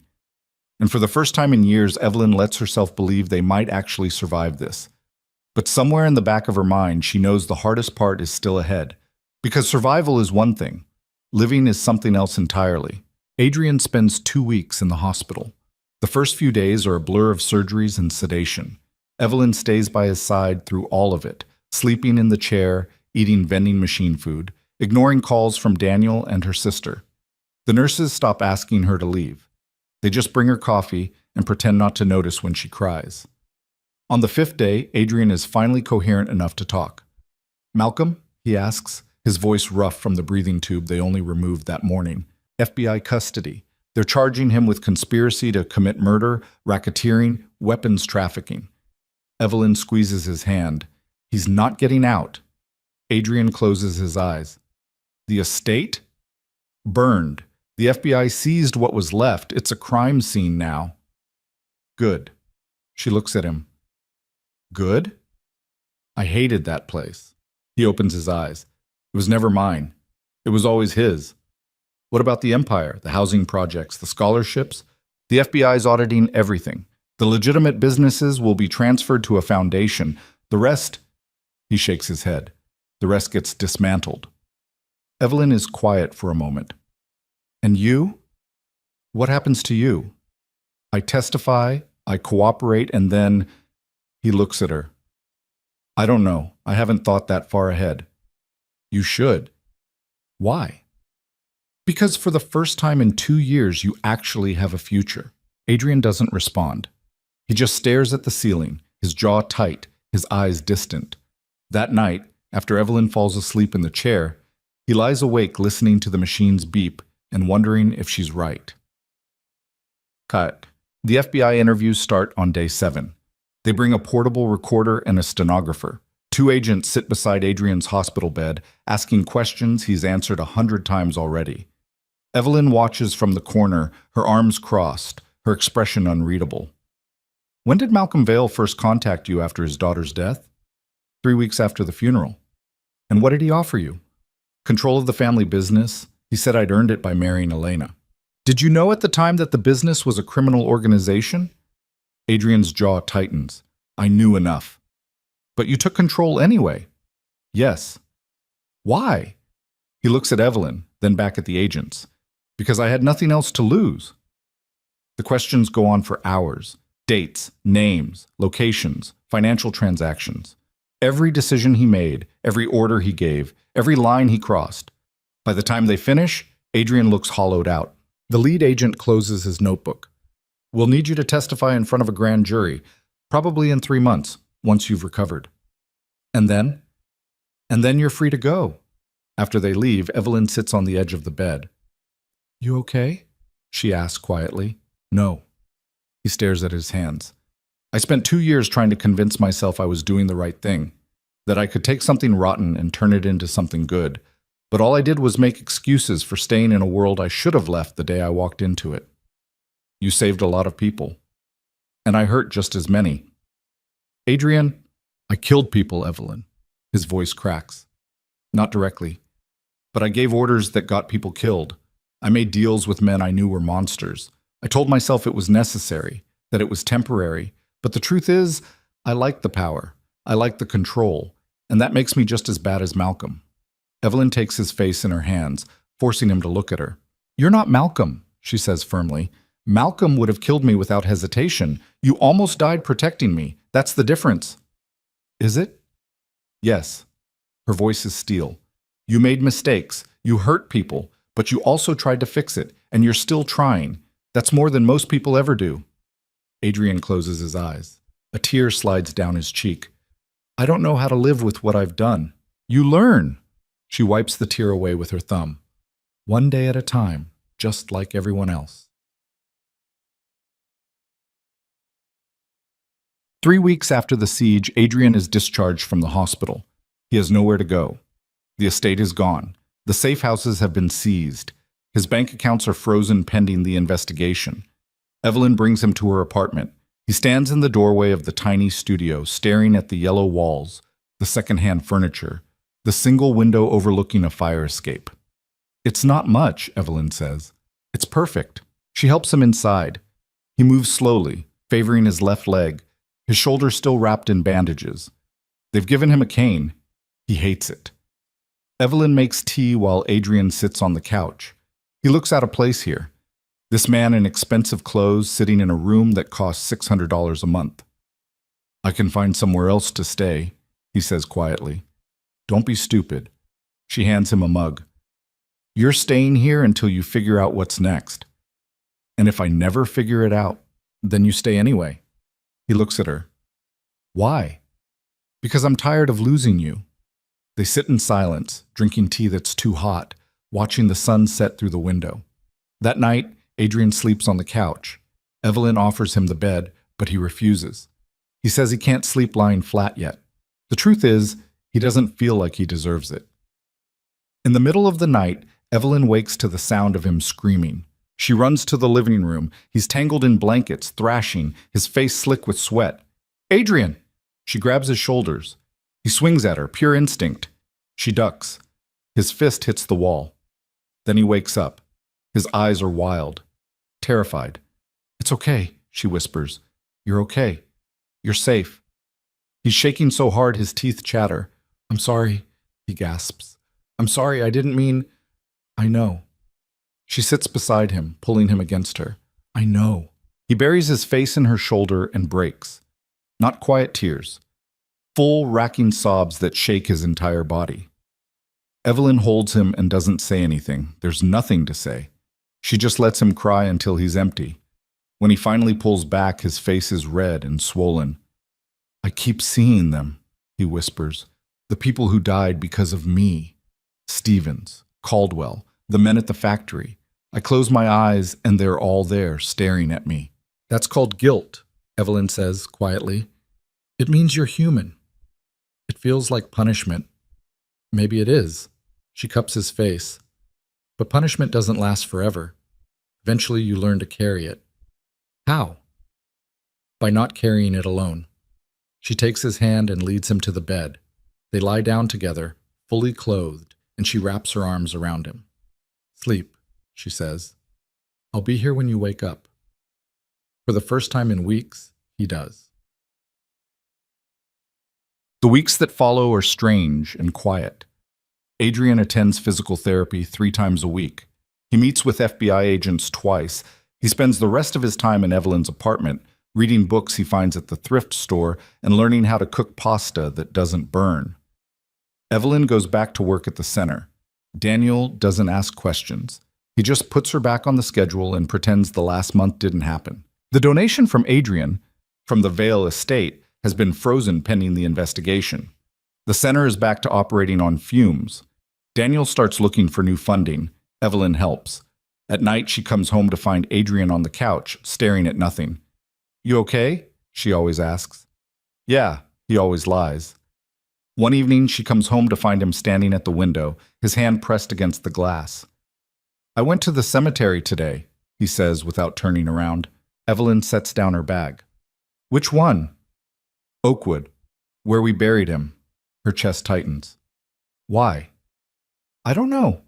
I needed to see it." She walks over and stands beside him. And I realized I've been angry at him this whole time." "At who?" "Our son." Adrian's voice cracks. "For dying, for leaving us, for being the reason our marriage fell apart. And God, that's so fucked up, I know it is, but I can't." "Hey." She turns him to face her. "You're allowed to be angry. You're allowed to feel whatever you feel. He was innocent. So were you." Adrian shakes his head. "I wasn't innocent. I was a coward. I couldn't handle the grief, so I ran. And when I finally stopped running, I turned into someone I didn't recognize. Then changed back." "I can't." "Yes, you can." She takes his hands. "You're not that man anymore. You're not the broken husband who left. And you're not the crime boss who almost died in a mansion full of blood. You're something new, and you get to decide what that is." Adrian looks at her for a long time. "What if I don't know how?" "Then we figure it out together." Masid. 2 months after the siege, the grand jury convenes. Adrian testifies for 3 days straight. He sits in a windowless room and tells strangers every terrible thing he's ever done. The shell companies, the bribes, the deals with men who trafficked guns and drugs and people. He doesn't make excuses. He doesn't minimize. He just tells the truth. On the 3rd day, the prosecutor asks, "Do you regret your actions, Mr. Vale?" Adrian looks at Evelyn sitting in the gallery. She gives him a small nod. "Yes," he says quietly. "Every single day." "And if you could go back, would you do things differently?" "I'd never have walked into that world in the first place." The prosecutor nods, no further questions. The grand jury indicts Malcolm Vale on 47 counts. They grant Adrian immunity in exchange for his testimony.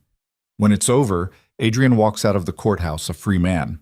Evelyn is waiting on the steps. She doesn't say anything. She just takes his hand. They walk through the city together, past the river, past the loop, all the way to the lake. The water is gray and cold. Seagulls circle overhead. "What now?" Adrian asks. "I don't know." Evelyn looks out at the water. "What do you want?" He thinks about it, really thinks about it. "I want to help people," he says finally. "Not with money or power or some empire built on lies, just directly, honestly." "How?" "I don't know yet." He turns to her. "But I know I want to do it with you." Evelyn smiles. It's the first real smile he's seen from her in months. "Okay," she says. "Let's figure it out." 6 months later, Evelyn walks into the center to find Daniel waiting in her office with a man she doesn't recognize. "Dr. Hayes, this is James Chen. He's with the Wade Foundation." Evelyn shakes his hand. "How can I help you?" James sits down. "Actually, we're here to help you. The Wade Foundation is interested in funding community outreach centers across Chicago. We've been reviewing your work, and we'd like to offer a partnership." Evelyn's pulse quickens. "What kind of partnership?" "Full operational funding for 5 years, plus grants for expansion. We'd like to open 4 more centers in underserved neighborhoods. You'd oversee all of them." She stares at him. That's millions of dollars. 6 million, to be exact. James slides a folder across the desk. "All the details are in here. Look it over and let us know." After he leaves, Evelyn sits alone in her office, staring at the folder. That night, she brings it home. Adrian is in the kitchen, making dinner. He's gotten better at it. The pasta only burns half the time now. "You're not going to believe this," she says. She tells him about the Wade Foundation, the funding, the expansion. Adrian listens quietly, stirring sauce that actually smells good. "That's incredible," he says when she finishes. "It is." She hesitates. "There's just one problem." "What?" "I looked up the Wade Foundation. It's brand new, registered 6 months ago, and the founder's name is listed as anonymous. Adrian keeps stirring. Adrian. He sets down the spoon and turns to face her. I sold everything I had left. The legitimate businesses, the real estate holdings, every asset Malcolm didn't seize. I put it all into a foundation. Evelyn's chest tightens. Why? Because you were right. I can't change the past, but I can build something better with what's left. He steps closer. I didn't tell you because I didn't want you to feel obligated. If you want to turn it down, she kisses him. When she pulls back, she's crying. You're an idiot, she says. I know. A beautiful, selfless idiot. I know. She kisses him again, harder this time. I'm taking the job, she whispers against his lips. Good. Eats. 1 year after the siege, Evelyn stands in the lobby of the new community center on the west side. It's opening day. The building is full of people, families, city officials, reporters. Everyone wants to see what the Wade Foundation built. The center is beautiful, bright, clean. There's a medical clinic, a job training lab, a daycare, and counseling offices that don't have cracks running down the walls. Adrian stands beside her wearing a suit he bought off the rack. He doesn't own expensive clothes anymore. Doesn't live in a mansion. Doesn't have armed guards. He works construction now, rebuilding houses in the same neighborhoods the Vale Empire used to exploit. The pay is terrible. The work is brutal. He loves it. Nervous? He asks. Terrified, Evelyn admits. You'll be great. A woman approaches, the mayor's chief of staff. Dr. Hayes, we're ready for you. Evelyn takes a breath and walks to the podium. She looks out at the crowd, sees faces she recognizes. Carmen, the mother she helped a year ago, is here with her kids. They're smiling, healthy. Evelyn clears her throat. I'm not good at speeches, she starts. So I'm going to keep this short. Scattered laughter. A year ago, I didn't think any of this was possible. The center I worked at was falling apart. The city didn't care. And I was... She pauses. Swallows. I was drowning. But then something changed. Not because one person swooped in and fixed everything, but because a lot of people decided that broken things are worth rebuilding. She looks at Adrian. He's standing in the back, his hands in his pockets, his eyes locked on hers. This center isn't about charity, she continues. It's about second chances. It's about believing that people can change, that communities can heal, that even when everything falls apart, we can choose to put it back together. She steps back from the podium. The crowd applauds. Later, after the speeches are over and the reporters leave, Evelyn finds Adrian outside. He's leaning against the building, smoking a cigarette he bummed off a construction worker. I thought you quit, she says. I did. This is my last one. He takes a drag and exhales slowly. How'd it feel? Surreal. Good surreal or bad surreal? Good. She leans against the wall beside him. I keep waiting for it to fall apart. Won't. How do you know? Because we built it right this time. He stubs out the cigarette and looks at her. No shortcuts. No lies. Just work. She takes his hand. You know people are going to figure out who funded this eventually. I know. And they're going to have questions. Let them. He squeezes her hand. I'm done hiding. They stand in the fading light, watching kids play basketball in the new court across the street. The nets are fresh. The lines are painted bright white. I have something for you, Adrian says suddenly. He reaches into his pocket and pulls out a small box. Evelyn's heart stops. Adrian, it's not what you think. He opens it. Inside is a key. What's this? A house. Small. Needs work. But it's got 3 bedrooms and a yard. He looks at her. I thought maybe, if you wanted, we could fix it up together. Evelyn stares at the key. 3 bedrooms? 1 for us? 1 for an office. He pauses. And 1 for whenever you're ready. Her eyes fill with tears. I don't know if I can do that again. I know. And if you never want to, that's okay. But I wanted you to know the options there. He closes the box gently. No pressure, no timeline. Just possibility. She takes the box, holds it against her chest. Can I see it? She whispers. Right now? Right now. The house is 20 minutes from the city, tucked into a quiet neighborhood with tree-lined streets and front porches. It's small, a bungalow with peeling paint and overgrown bushes. Adrian unlocks the door. Inside smells like dust and old wood. It's a mess, he says apologetically, but the bones are good. New roof, updated electrical. The plumbing needs work, but Evelyn walks through the living room, running her hand along the wall. There's a fireplace, built-in bookshelves, hardwood floors hidden under ancient carpet. She walks down the hall. The first bedroom is tiny. The second is bigger, with windows overlooking the backyard. The third bedroom is at the end of the hall. She stops in the doorway. It's empty. The walls are white. There's a window facing east where morning light would pour through. She stands there for a long time, imagining. Adrian appears behind her. He doesn't say anything, just waits. Finally, Evelyn turns to him. I want to paint it yellow. His face breaks into a smile. Yeah? Yeah. She looks back at the room. Not now, but someday, when we're ready. Whenever that is, he says quietly. I'll be here. She turns and kisses him, slow, deep. The kind of kiss that tastes like promise. When they break apart, she rests her forehead against his. I love you, she whispers. I never stopped. I love you too.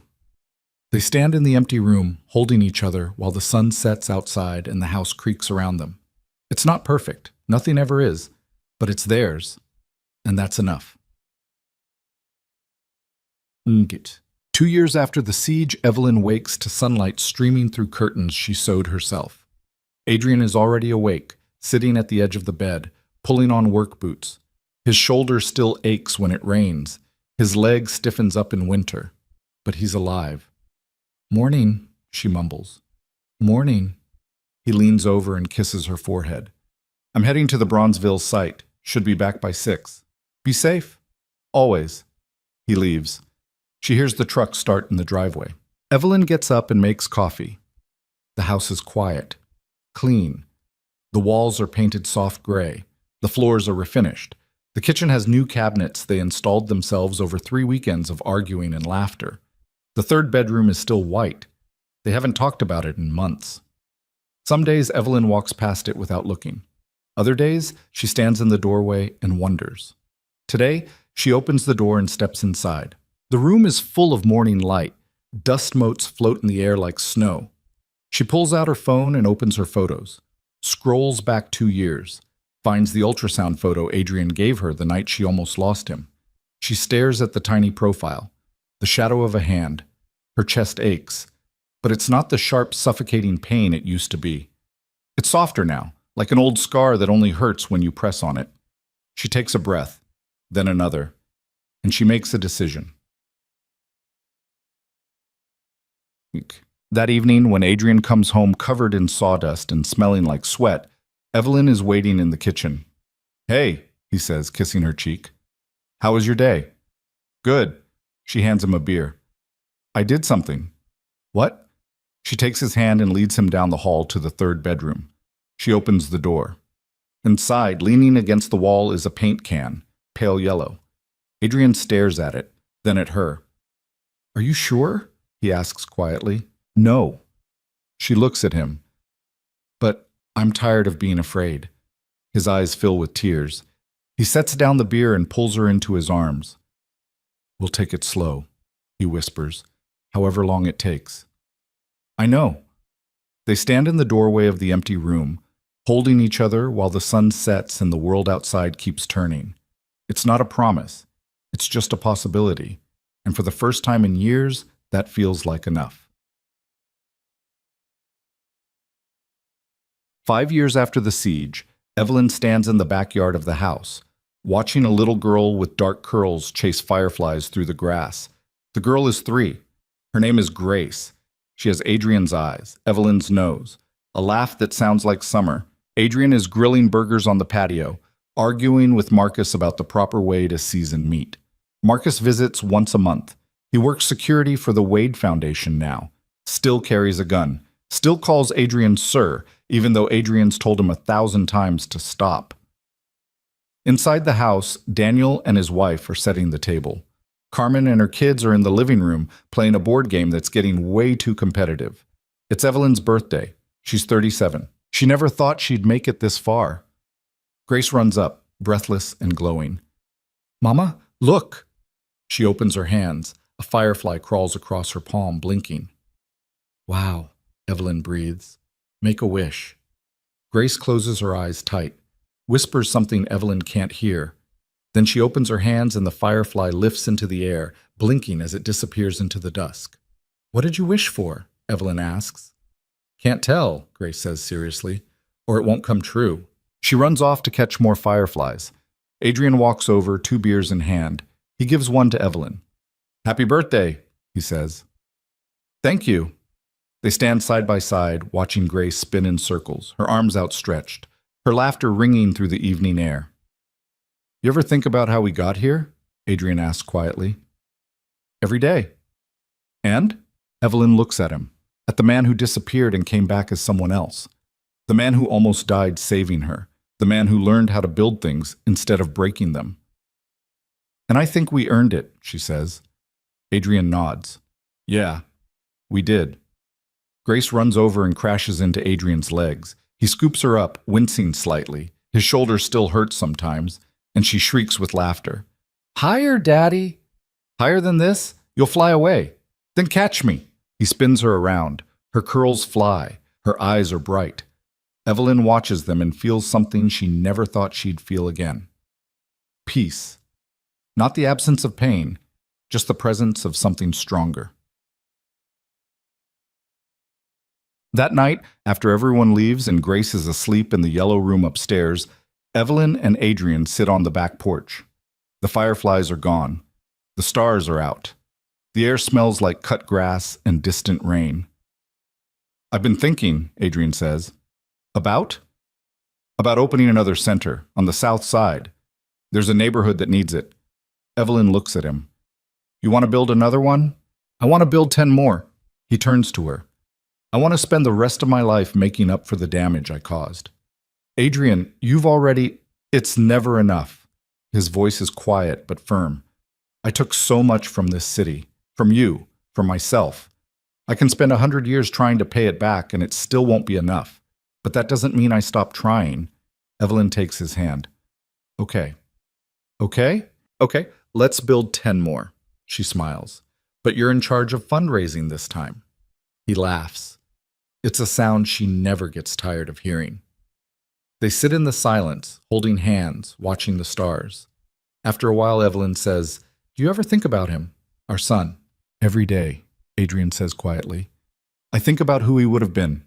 What he would have looked like at 3, at 5, at 10.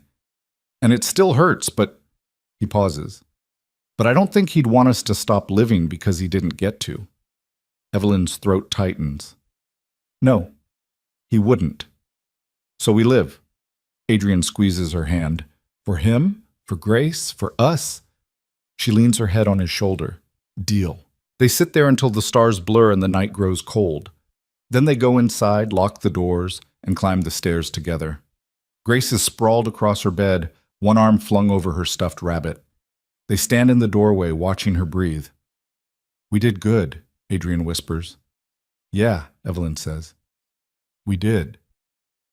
They close the door softly and walk down the hall to their own room, and for the first time in a lifetime, they sleep without nightmares. 10 years after the siege, the city unveils a new memorial in the park, where the original outreach center used to stand. It's a simple stone monument with a plaque that reads, "In memory of those lost to violence, in honor of those who chose to rebuild." Evelyn stands in front of it with Grace, now 8 years old, all elbows and questions, and reads the names etched into the stone. Some she recognizes, some she doesn't. At the bottom, in small letters, "The Haven Project, funded by the Wade Foundation." Adrian stands beside her, his hair streaked with gray now, his face lined with years of hard work and harder choices. "Do you think it matters?" he asks quietly. "Everything we've done?" Evelyn looks at Grace, who's running ahead to join a group of kids playing tag. She looks at the center across the street, the fifth one they've opened. She looks at the families walking through the park, safe and fed and whole. Yes, she says. It matters. Adrian nods. Good. They walk through the park together, hand in hand, while Grace runs ahead and the city hums around them. They are not the people they were. They are not broken. They are not fixed. They are something new, something forged in fire and grief and the stubborn refusal to give up. They are survivors. And that, in the end, is more than enough. That's it. Years later, when people ask Evelyn how she and Adrian made it through, she doesn't know what to say. There's no easy answer, no single moment when everything changed, just 1,000 small decisions. To stay when it would have been easier to leave, to forgive when it would have been easier to hate, to build when it would have been easier to burn. She thinks about the night she signed the divorce papers and thought her life was over. She thinks about the man who disappeared and came back as someone unrecognizable. She thinks about the nursery they painted together, and the child they lost, and the daughter they raised, and the empire they dismantled and rebuilt into something that actually helped people. And she realizes the truth. Love is not about avoiding darkness. It's about walking through it together and still choosing to stay. It's about two broken people learning that healing doesn't mean forgetting the pain. It means carrying it together until it's light enough to bear. Adrian finds her one evening in the yellow room, now repainted soft blue and filled with Grace's books and drawings. "What are you thinking about?" he asks. "Everything," she says. "Nothing." He sits beside her on the floor. "Regrets?" he asks. She thinks about it, really thinks about it. "No," she says finally. "Not anymore." Good. They sit in the quiet room, surrounded by the life they built from ruins. Outside, the world is still broken. People still suffer. Families still fall apart. Darkness still wins sometimes. But inside this house, in this moment, there is light.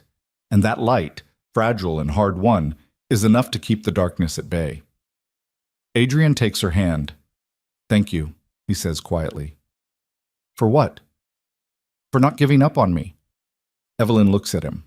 This man who was once a ghost, once a stranger, once an enemy, and is now the person she trusts most in the world. "Thank you for coming back," she says. And in that yellow-turned-blue room where grief once lived, they hold each other while the sun sets and their daughter laughs downstairs, and the future stretches out before them, uncertain, imperfect, but undeniably theirs. This is not a story about redemption. It's a story about survival, about two people who lost everything and clawed their way back to something resembling whole. It's a story about choosing love even when love is terrifying, about building families from the ashes of the ones that burned, about learning that the opposite of broken isn't perfect. It's just lived. And they lived against all odds. Despite all evidence to the contrary, they lived together. And in the end, that was the only victory that mattered.